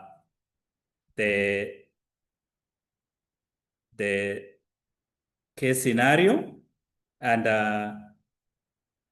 Upendo Junior School KIPSE assessment results shows declining performance in English, consistent progress in other subjects, and gaps among learners with special needs. However, teachers are not using this data to inform pedagogy and learner support. The Ministry of Education urges school leaders to employ data-driven decision-making. Data-driven decision-making. How can you as a school leader address the scenario of Upendo Junior School? Give your thoughts. Give your thoughts in 2 minutes, and we'll be done with that. Please take only 2 minutes and you give your thoughts.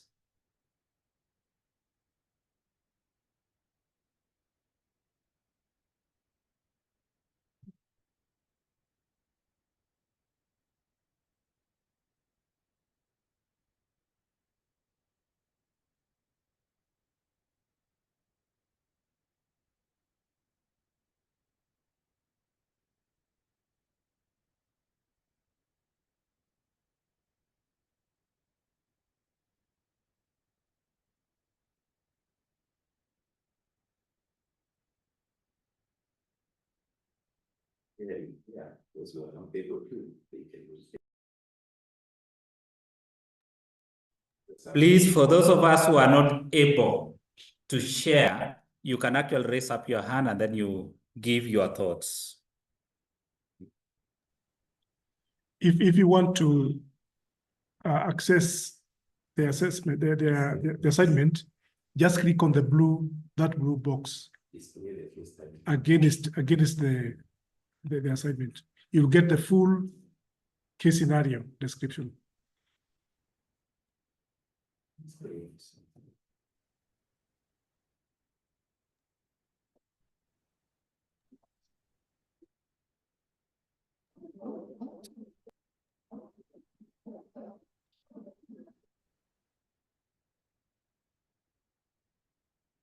So we have the case scenario there.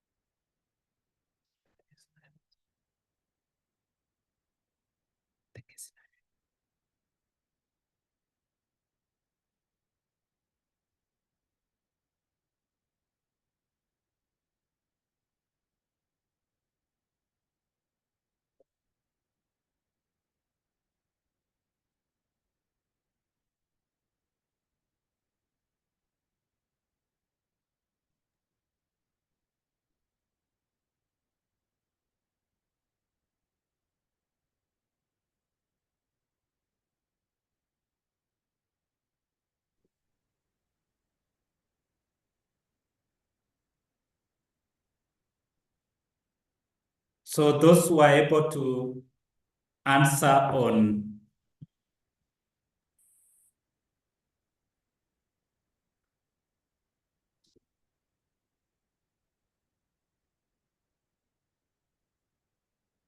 this is a case scenario. I can see Rusimbo William has posted his contribution.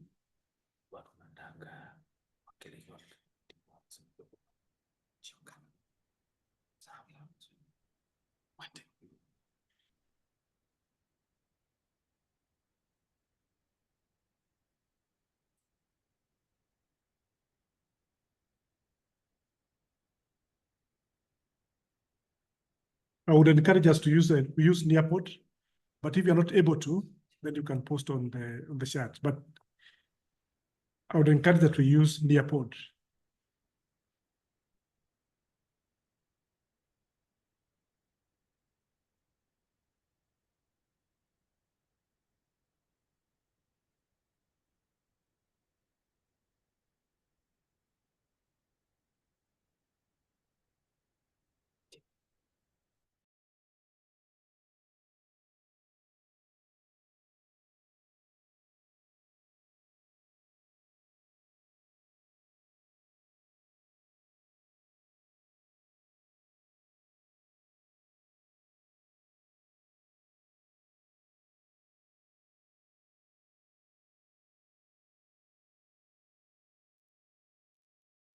So we have a few people who have shared their thoughts.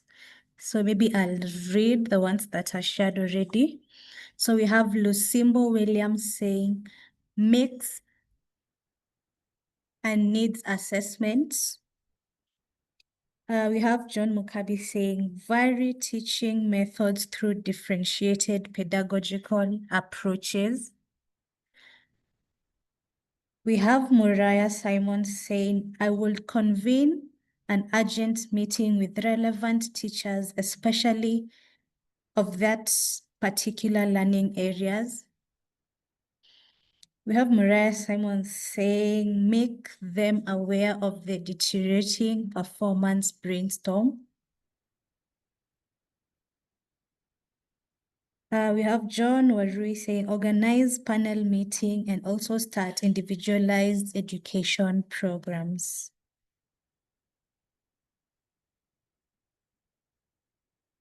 Okay.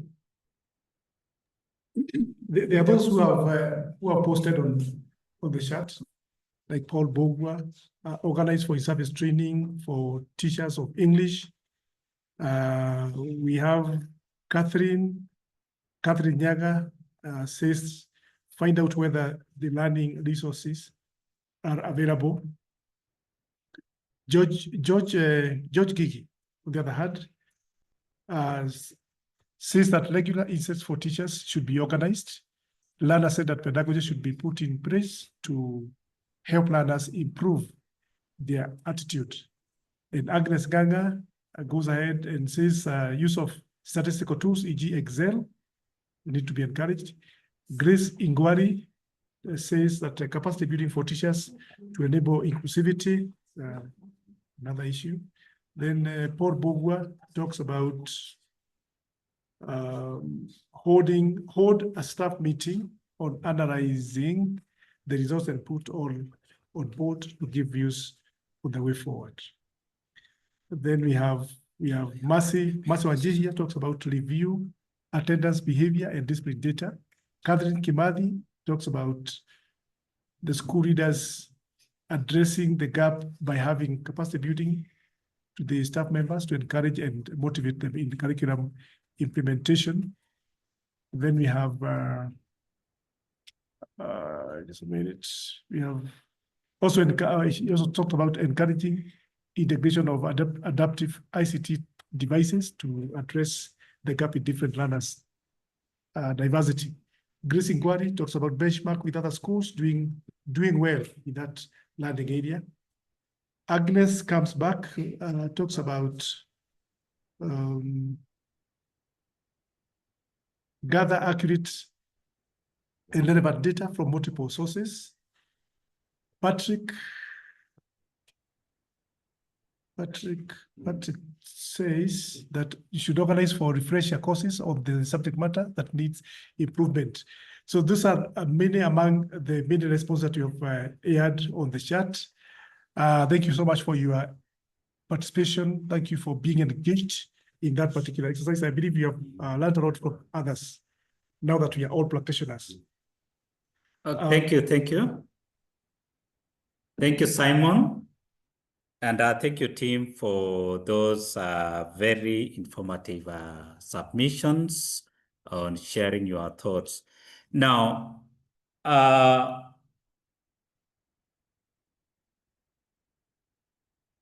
on extended learning activity, you actually tasked with the exercise or an e-portfolio where you are supposed to prepare a one-week schemes of work using relevant curriculum designs in learning areas of your choice. And I believe this is work in progress.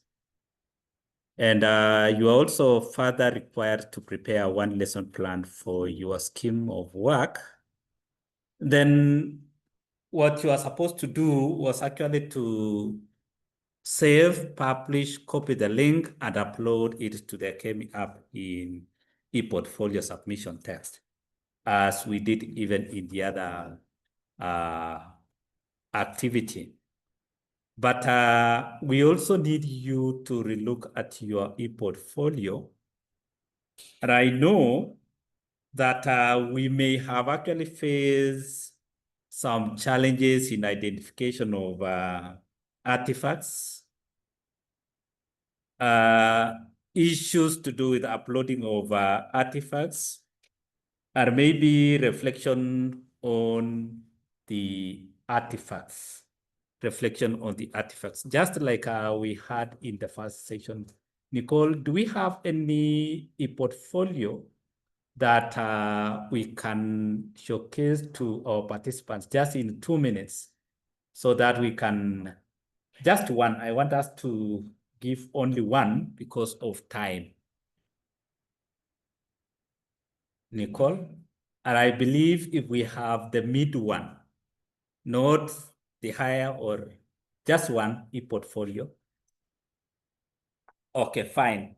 Then maybe if I can request my colleague Simon to mention something on identification of artifact, uploading the artifact just in a minute. Simon? Thank you, Mr. Shoga. maybe something I wanted to mention is that for us to be able to develop a viable portfolio, e-portfolio, we need to identify one particular process from which you can gather artifacts. Now, I've learned from your discussions that you have gotten quite a lot of information on basic education curriculum. As instructional leaders, you have gathered a lot of knowledge, of competencies on supervising curriculum implementation in matters concerning documents, in matters concerning instructional resources, matters regarding data-centered approaches, or data-centered pedagogies, and also supervision of assessment. So we would wish that in your e-portfolio, for you to show us that you have gathered some competencies, for you to show us that this particular session has impacted on your practice. Identify one area. For example, it could be supervision of curriculum implementation. What are some of the processes that you are going through? What are some of the documents that you have been assessing? And then have these documents, have these artifacts from the process in your e-portfolio. For example, if let's say you are guiding teachers, if you're guiding teachers on how to do schemes of work, infusing competence, infusing values and all that, just let us have a brief on how this process was undertaken. I would wish to see, for example, you meeting the teachers. Photos of you meeting the teachers as an artifact, well titled, with a very clear description, with very clear reflections. Maybe, and in the process, identify other artifacts that you need to incorporate in that e-portfolio. That way, you will be able to showcase how the learnings in this session have impacted on your practice as a school leader and also as an instructional leader in your own right. Thank you, Simon, for that input.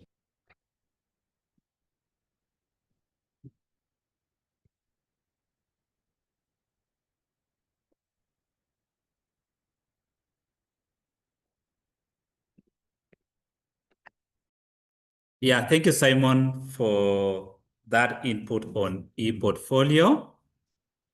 And at this juncture, please let us actually do the review of our e-portfolios. Go back and you do the review of your portfolios, as actually Simon has actually mentioned. Now, to wind up our session, I know we have our CEO in this meeting, and I want to give him some few minutes to greet our participants and maybe to give his comments. Karibu sir. Karibu CEO.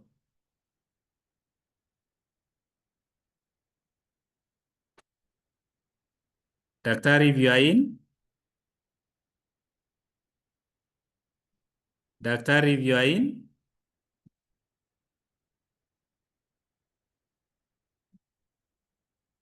Daktari. CEO, please, if you are in. Okay. You can unmute and then you say hi to our participants.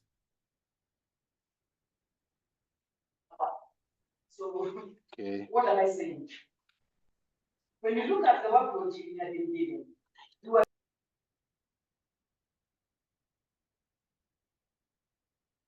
okay.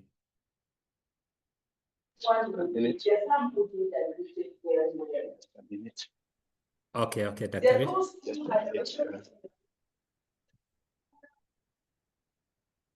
Okay. Minutes and catching up.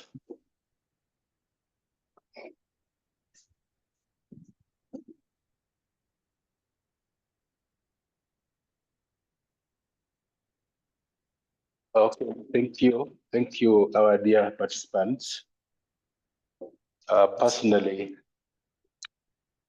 want to take this opportunity to appreciate the efforts you have put forward. Some echo. Just a minute.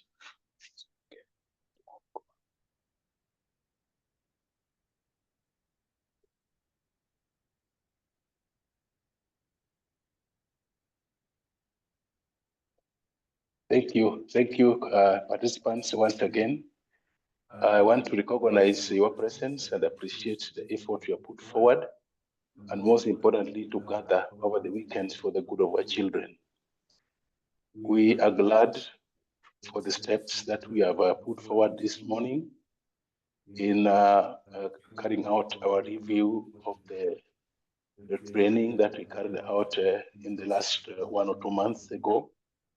And I've recognized the effort that you have put forward in internalizing and recognizing the value of the learning that we enjoyed on face-to-face sessions. At this time, I have recognized that the turnout is not as high as I expected. And I want to urge all of us to support our colleagues. Let's ensure that we whip our colleagues, because we are half day at this point in time. We still anticipate to be here tomorrow. So let's whip our colleagues. Let's strengthen the masses in as far as working in the what we refer to as the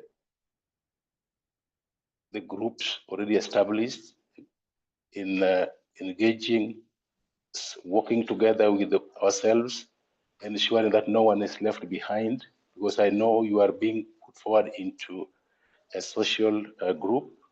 So when you engage in the communities of practices, I want to request all of us to support our colleagues.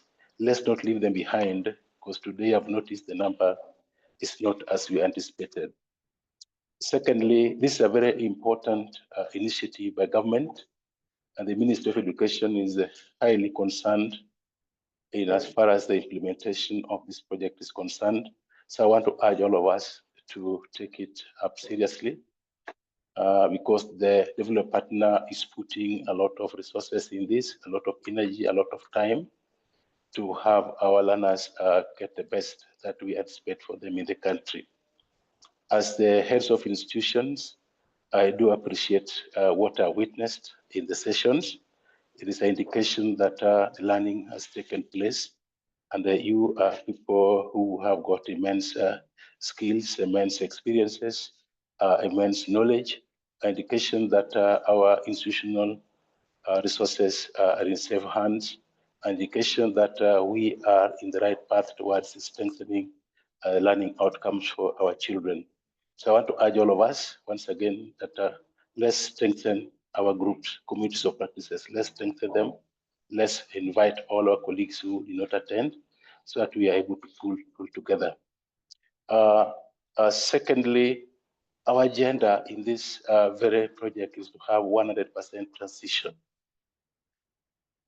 Please, let's have that at the back of our minds, and ensure that as we walk this through, finally we attain 100% transition, because the previous cohorts indeed have attained high levels of completion, to the level of 100% completion, most of them.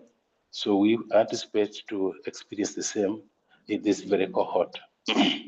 You are coming at a time when a lot of improvements have taken place in our delivering methods, and you can really enjoy what is going through. And I'm also appreciating the fact that your skills are top-notch in terms of navigating this very training approach.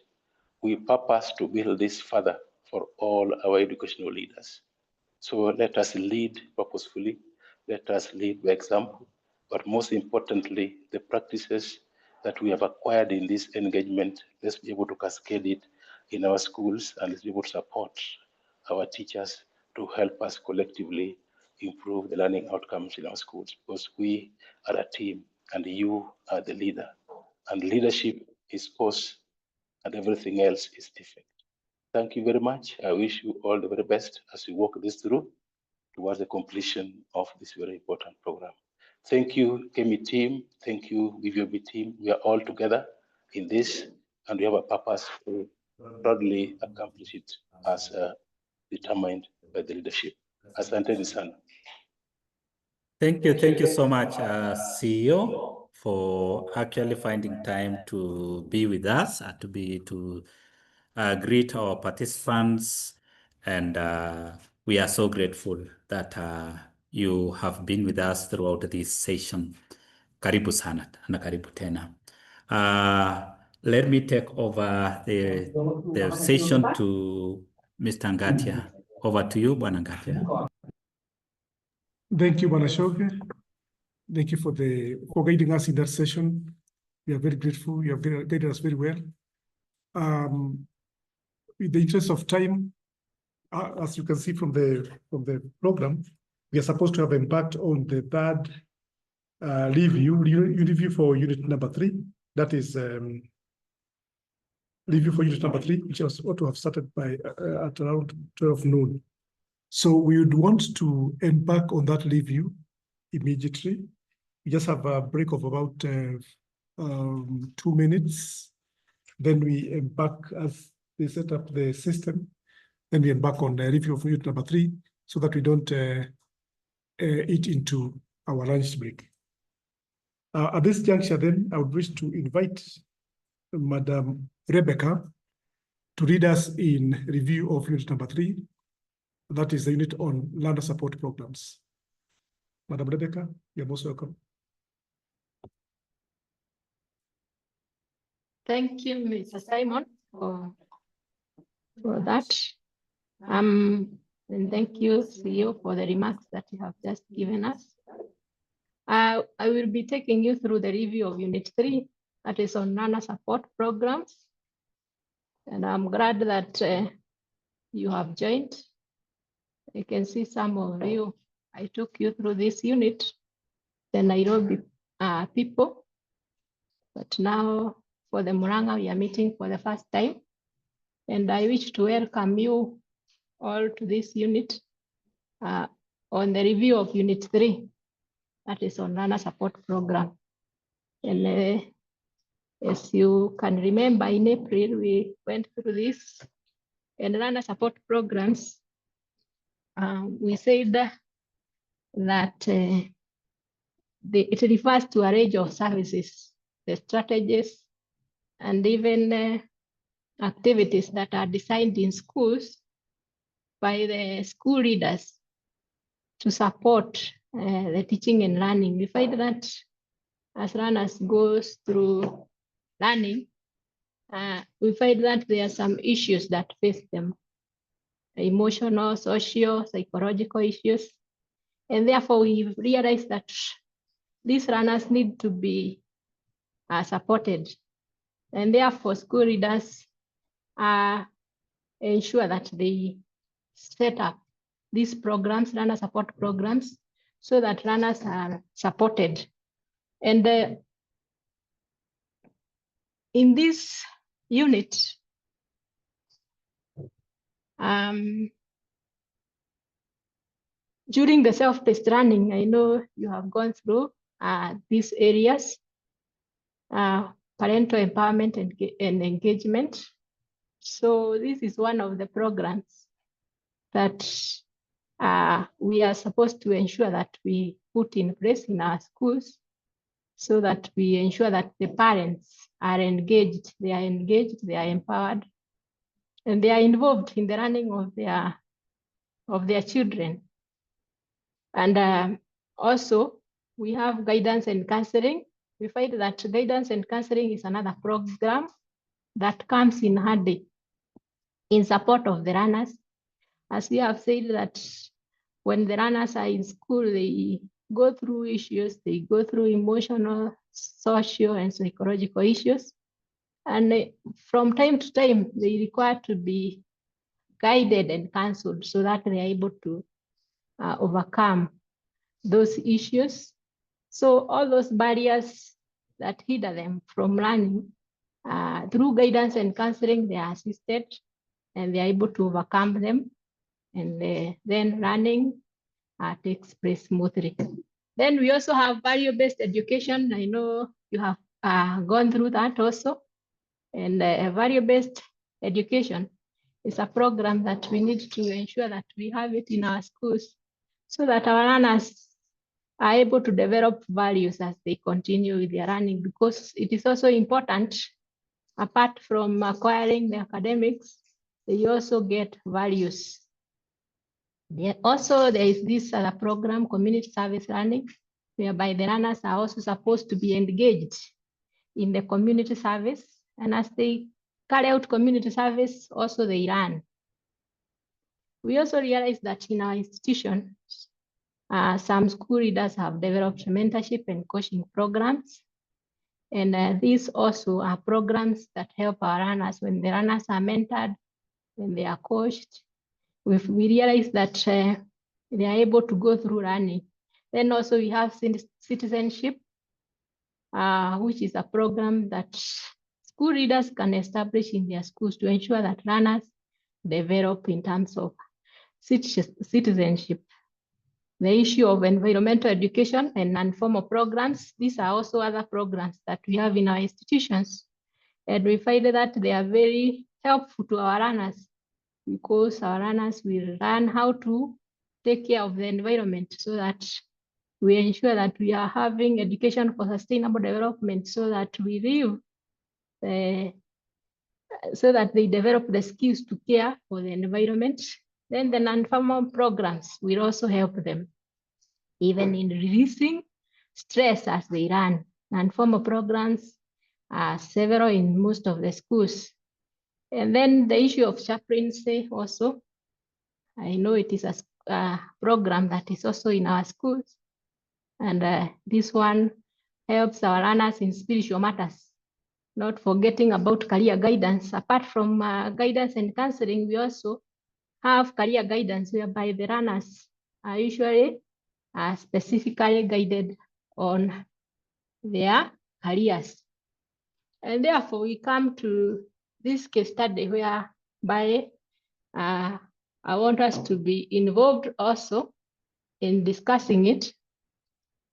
And I want to welcome Nicole to guide us on it, how we are going to go about it, and even take us into our breakout rooms, whereby we will discuss this case study about Amani. Welcome, Nicole. Thank you so much. Welcome once again to this session. So we will be having 5 groups for this question. We will divide you into 5 groups. Each group has a question. You can see we have group 1, group 2, group 3, group 4, and group 5. So we will share your questions to the Zoom chats where you will access that. Once you have joined your group, kindly assign a chair who will lead the discussion and a secretary who will take down your notes that you will use for presentation during plenary. We will assign you to groups right away. So after we join, let us all unmute and participate during the group study. We have 10 minutes for discussion. After 10 minutes, you'll all be taken back to the main session where you'll present your findings during plenary. Thank you. So once you assigned a group, let's join.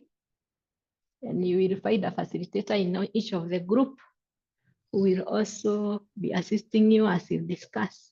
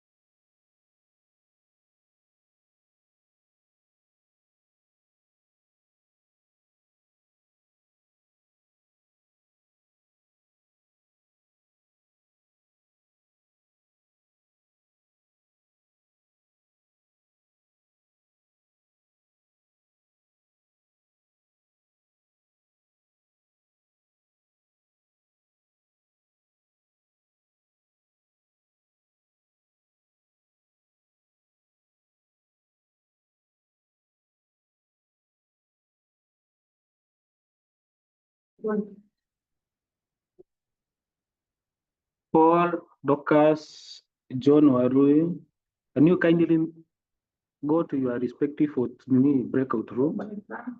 I can still see you are here in plenary. Paul Bugua, Paul Chege, Rusi Mwanza, John Warui, Docas Warui, Catherine. Make sure there is a discussion going on. Join the groups and join.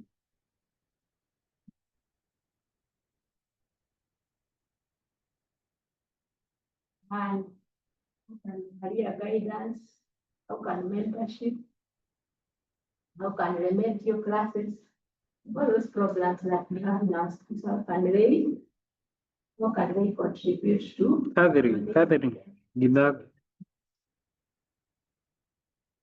Join any breakout rooms. Docas Warui, John Warui, Lucy Mwanza, Paul Chege.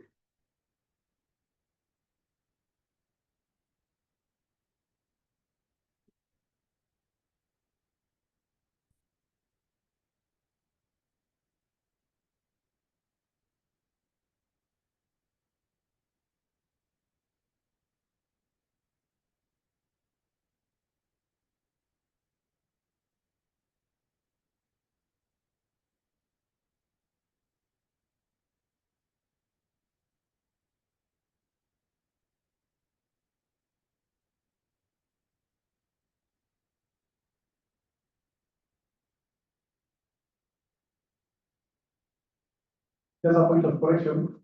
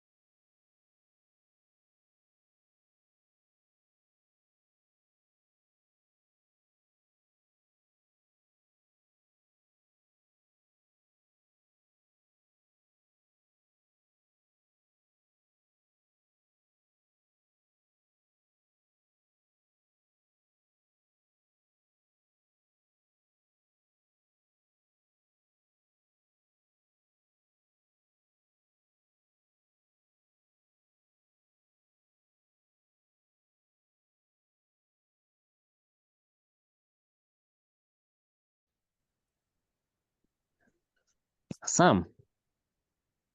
So welcome Hello, back. Sam. Welcome back. I can see we are back to the plenary. And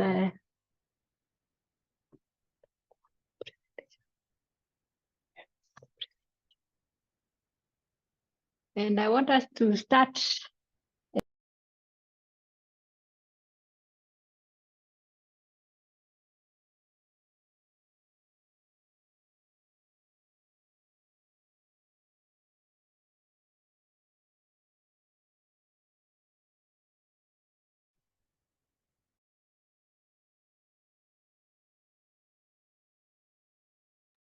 Mr. Shoge, you could maybe guide us on how we are going to do the reporting.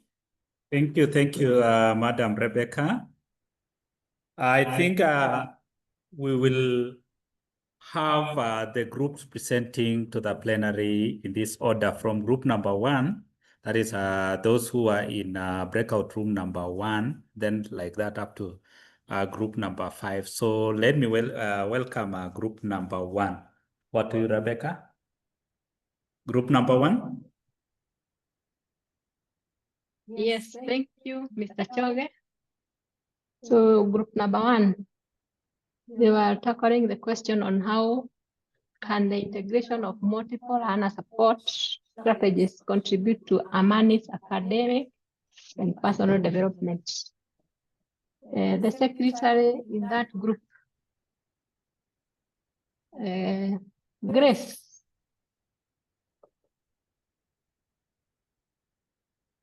Are you on board?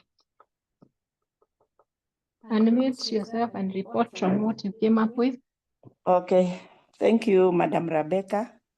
So group 1, we were tackling a question on how the integration of multiple learning support strategies contribute to Amani's academic and personal development. First of all, we had to identify the strategies.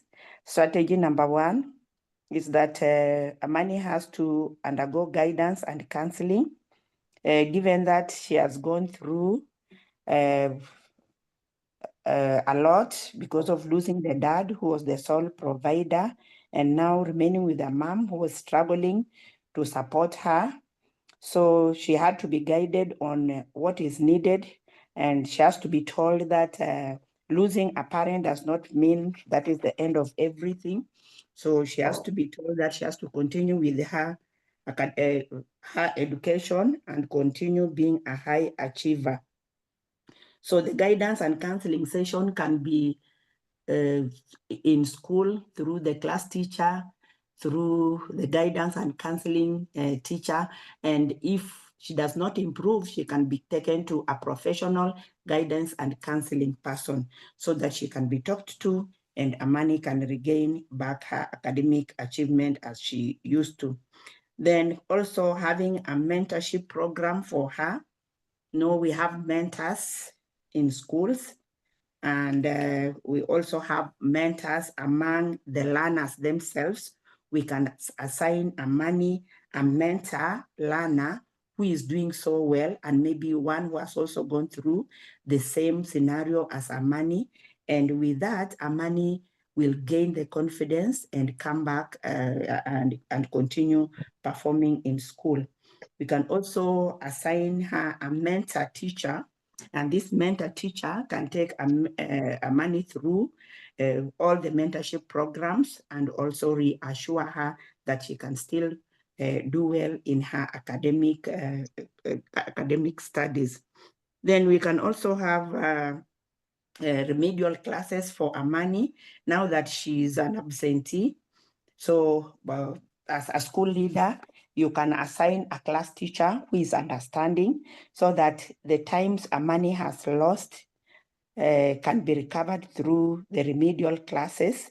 And these remedial classes should be free of charge because already we know she comes from underprivileged background, so that Amani can get she can learn. The remedial classes can enable her learn what she lost when she was absent from school. So another strategy is we can engage her in other activities. For example, outdoor activities. We will identify which particular co-curricular activity she's good at so that during her free time, she can participate, do well in these co-curricular activities. The co-curricular activities are going to make her engaged and not think more about what she's going through at home. So I think that is what we came up with. And I will now ask any member of group 1 who can add something to what I have said. So thank you, Grace, for that comprehensive report. That was a wonderful presentation. Let's appreciate that group. And do we have any other input from that group, any group member or other members who could contribute to that question? Thank you, William. You have appreciated the group.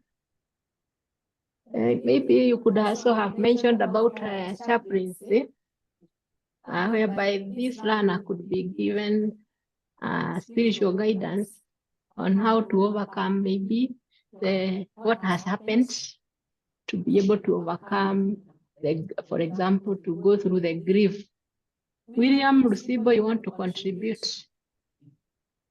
If you can say something in regards to Group 1's presentation.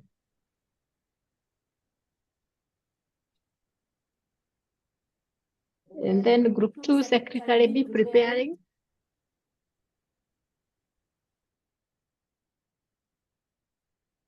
So thank you very much, Group 1. Who is the secretary of Group 2?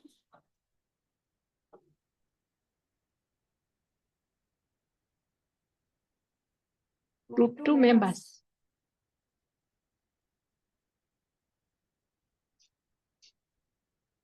We are looking at what ways can mentorship and coaching, resilience and motivation in runners facing life challenges. In what ways can mentorship and coaching? This question could be rephrased. That is, in what ways could mentorship and coaching help runners facing life challenges?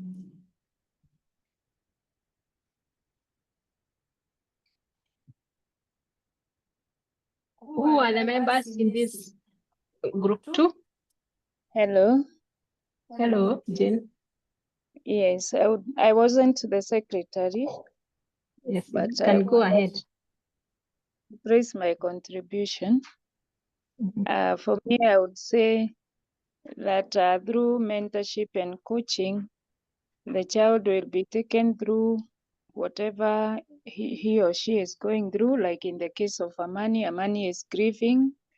Amani will have somebody to talk to and share out the feelings that are making her get withdrawn. And that way she will overcome grief. Through mentorship and coaching, Amani can be helped to interact again because the mentor will be the first person to engage Amani when she is withdrawn, and therefore she will gain confidence on sharing with others whatever experiences she is having.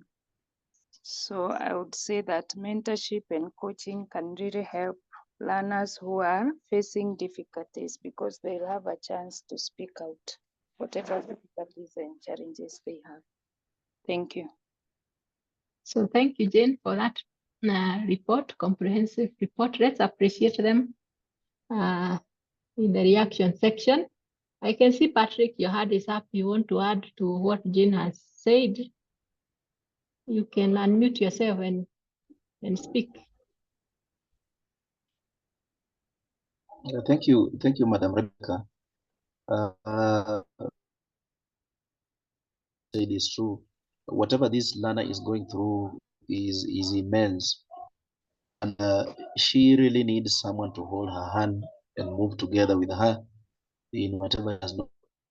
My input is that that particular method about be a teacher, be anybody from outside or within the community, now has to feel of the parents. There's a vacuum in the life of these here. Therefore, what we need to do is to feel this mentor to the position of the parent and move together with the child in progressing the parent that is not there. Therefore, it is a big particular mentor to bring back the child in an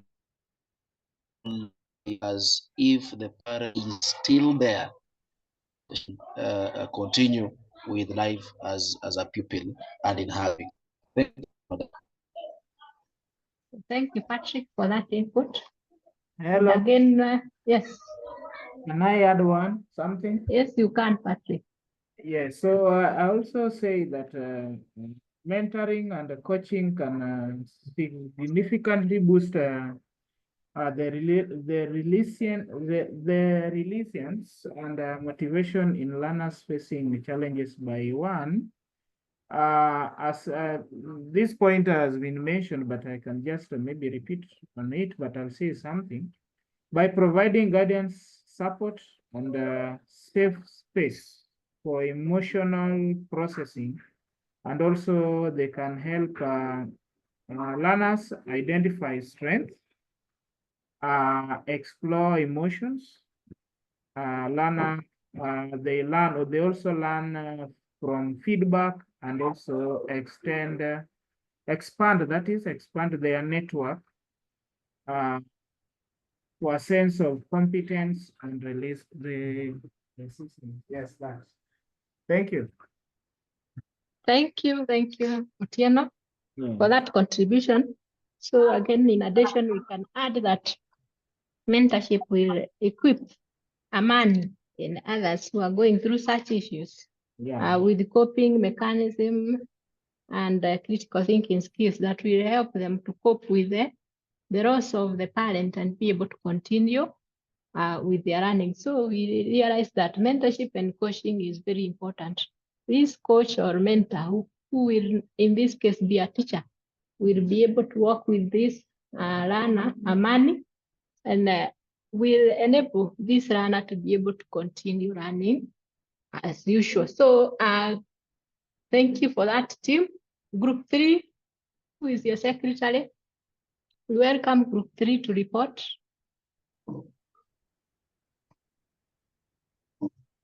The secretary of Group 3, I'm Chege James. Yes, welcome, James. Yes, we were discussing on the role of the family and the community on how we can help Amani overcome whatever she has gone through. Now we have point number 1, assign a nurturing male figure for emotional support. These will help her see him as a father figure and help her be able to reduce the effect of the loss that she has recently had. Within the school community, point number 2, we have a comprehensive guidance and counseling setup that will take care of her needs as she goes through the period of recovering from the loss of her dad. Point number 3, encourage her peers in class and within the school, the other learners, so that they understand her within the circumstances that she has gone through. Point number 4, as a school, liaise with the mother to know the challenges she's going through and see how best they can be solved. Point number 5, link her with other learners and other children who have undergone through similar circumstances. As they share experiences that they have gone through, they will be able to reduce the effect of the grief. Point number 6, contact the local administration and find out whether there is any support from the government or other organizations for such families. Finally, and not the least, number 7, make a visit to her home so that we can have a first-hand experience of the circumstances that they are in. And with that, I welcome any other member of group number 3 who may have an addition to whatever we have submitted. Thank you. Thank you, James, for that wonderful presentation. That was a good submission and report. And we welcome any other person from that group who would like to contribute on the role of the community and the family. Any contribution even from the plenary? So maybe apart from what has been presented by James, also the community can mobilize resources, because we realize that once a child loses a parent, for example, sometimes they might face financial challenges. So at least also the community could be involved in mobilizing resources for such learners who are going through such, and then these learners could be supported, and this will ensure that they are in school most of the time. And then whoever is assigned to this learner should monitor and ensure that this learner is in school. In case they are absent, a follow-up should be made to see what is happening to the learner, so that the learner can be in school and be able to learn. So thank you, Group 3. That was wonderful. Group 4, who is your secretary? You are welcome to report. Thank you. This is Group 4. We were to contribute about contribution of chaplaincy to the emotional and spiritual well-being of learners like Amani. And one, chaplaincy over pastoral care and spiritual guidance to these learners like Amani. It also provides a safe and non-judgmental space for her to share her feelings and concerns, that is, without being judged. 3, chaplaincy step in connecting her with resources and support when needed.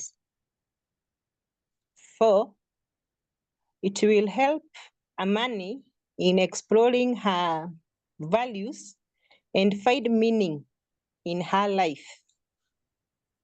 5, it will help in developing a sense of connection or a sense of belonging. 6, it will connect her with other support systems, for example, counselors and faith leaders. Lastly, it will assist her in fostering a sense of unity and a social responsibility in her. Thank you. Thank you, Saidi, for that presentation and good reporting. Do you have any other contribution from the members of Group 4 about how chaplaincy contributes to emotional and spiritual well-being?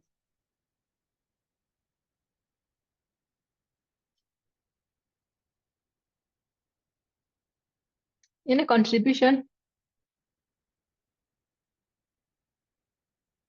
So we realize that this chaplaincy is very important to such a learner who has lost a parent, because one, it will help them heal.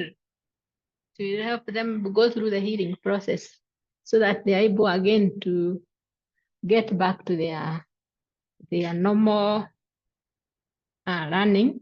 So we find that the chaplaincy, they offer guidance and counseling to these learners who are undergoing such issues of grief like Amani.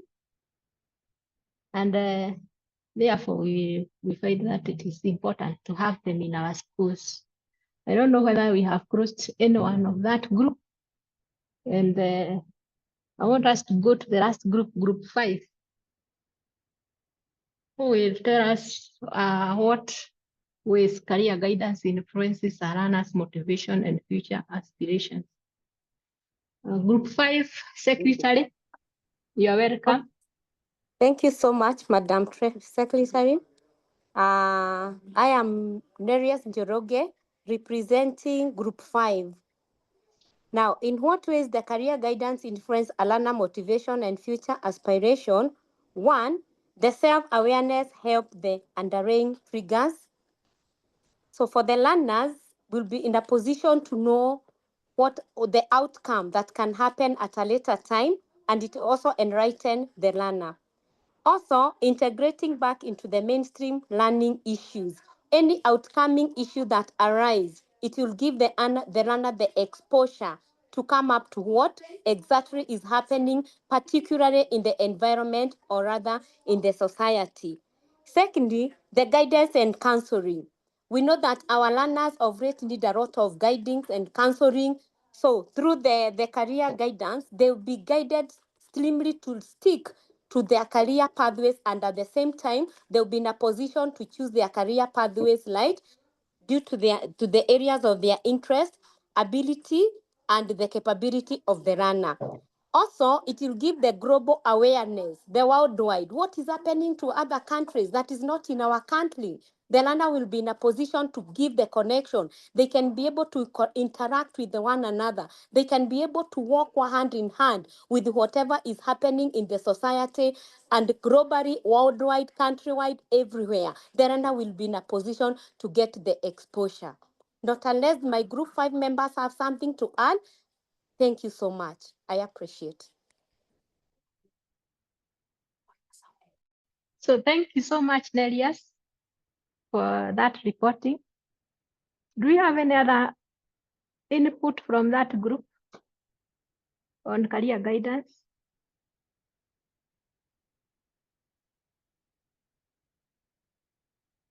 So we realize that career guidance will assist Amani in helping her know the options that she could maybe, if it is in career, the areas that she is strong in and which she could maybe focus on and take that part. So thank you very much for the team, for the good teamwork in the groups. And I want us now to go to the extended learning activity, which I would request Mr. Simon to take us through. Mr. Simon, you could take us through the extended learning activity on learner support program. Okay. Thank you. Thank you, Madam Rebecca. Thank you for your guidance in recapping that session that we had on some 2 months ago. Now, this is no different from the other extended learning activities you have mentioned. Basically, extended learning activities are being handled in terms of an e-portfolio. And as we are aware, we are using a broker. So in this session specifically, we have been given a template to develop a comprehensive learner support program plan, LSP plan, indicating one learner support program which your school will undertake to enhance students' learning outcomes and address diverse educational needs. Now, we need to be aware of the fact that schools are different. We have different contexts in different schools, and therefore, we need you as a school leader to identify a scenario or a program that is unique to your particular school. We need you to provide evidence of planning and implementation of that particular plan. In other words, we need to see evidence of planning processes, like meetings. Have you heard meetings? What evidence do you have for those meetings? Do you have photographs? Do you have videos? Do you have the kind of artifacts that you need to provide to ascertain that you planned? Do you have minutes of such planning meetings? And then we also need to see evidence of stakeholders' involvement. Do you have photographs of stakeholders? Do you have evidence of communication with stakeholders, indicating that you invited them to participate in the planning for the learner support programs? So that is basically what we need as evidence. And remember also that we need those artifacts, the evidences which we are talking about as artifacts, to be well titled, to possess a description, a very elaborate description, and also to have your reflection. In the reflection, I would wish you to consider explaining how the process was. What were the emotions within in the process of conducting, or in the process of conducting that activity? For example, when you are planning with the stakeholders, what emotions were there? What emotions did you experience as a school leader? What learnings did you take home?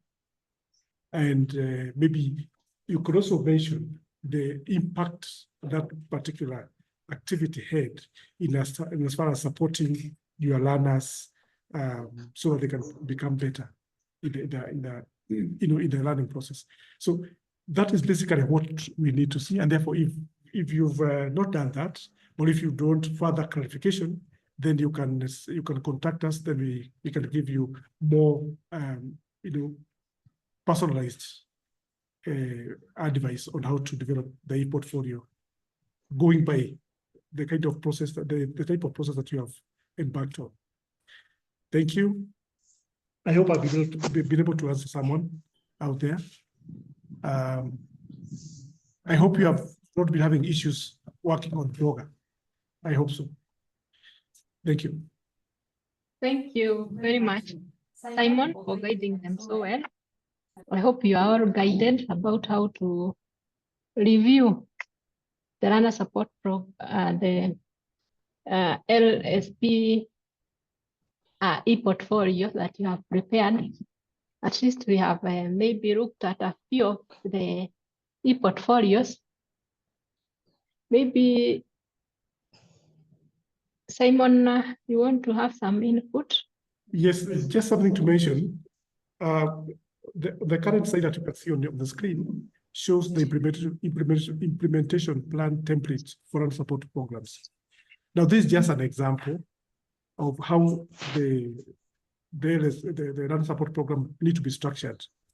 However, remember, LSP plan is just but the ultimate product arising out of this process. Therefore, before you even present the learner support program plan, you need to provide all the other artifacts leading to this ultimate, the end result of this particular program, this particular process. So that's what I wanted to clarify, that this is just but one of the artifacts, but there are many others leading to generation of the learner support program. Thank you so much. Thank you for that clarification, Mr. Simon. And this example that has been given in this implementation plan is an example on parental empowerment and engagement. That is the learner support program. And the activities that are to be undertaken in this program is organizing parents' meeting, workshops on supporting learners at home, and the person who is responsible is the deputy principal. This could be another person depending on the school and the timeline. It is to be done in term 1. So as you have been guided by Simon, maybe some of the artifacts that you could add to this plan for a parents meeting, you will have, for example, the invitation. You must maybe upload an invitation that you invited the parents to the meeting. Then again, you can attach the report that was written after the meeting, or maybe photographs of the meeting as the parents were meeting in the school. And if there was a training, then you could attach the materials that were used to train. And maybe if you invited them through WhatsApp, you can maybe attach WhatsApp screenshots. So thank you very much. And with those remarks, thank you for listening. And I want to take it back to Mr. Choge. Thank you. Thank you so much, Madam Rebecca, for taking us through that very informative session on learner support programs. I don't know if Simon, if you still have something to say. Yes, over to you. Thank you, Mr. Shoge. Just wanted to request our participants to give us some variable comments. We drive on your comments. Give us comments on the chat so that we can be able to improve delivery of these sessions. As you're aware, even when we had face-to-face sessions, we used to have evaluations. So I would wish that we also continue with, you can give us valuable comments. You can tell us where we did well, where we need to maybe to improve, where there are some gaps, so that we can enhance the delivery of these sessions. Thank you so much. I want to thank you so much for your engagement. Thank you so much for your involvement. And you took up our urge that you become our co-facilitators. We are all co-creators in this process. Thank you so much. Thank you, Simon. Thank you, Simon, for actually reminding our participants that their feedback is very important, that it is the only way we can actually know where we can improve on what they actually need or what they actually feel about the training. Sam, if you have any registration form, or do we have any registration form? Any information or any message to the participants, especially on the submission of e-portfolio? Thank you, Bwana Choke.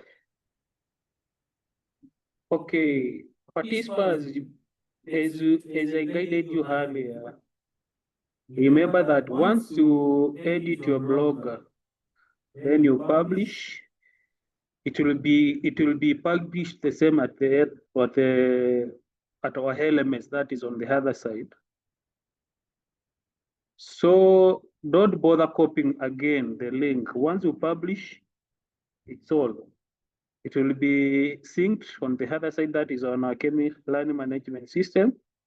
So I hope you will do some changes as you have been guided by the trainers.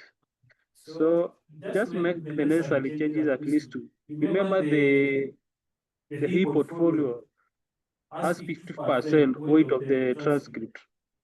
So make the necessary changes. And thank you. Thank you, Sam. Very important. Publishing your e-portfolio. Because the reason why we saw an e-portfolio that was actually empty there is because it was not published. Please, can we publish our e-portfolios?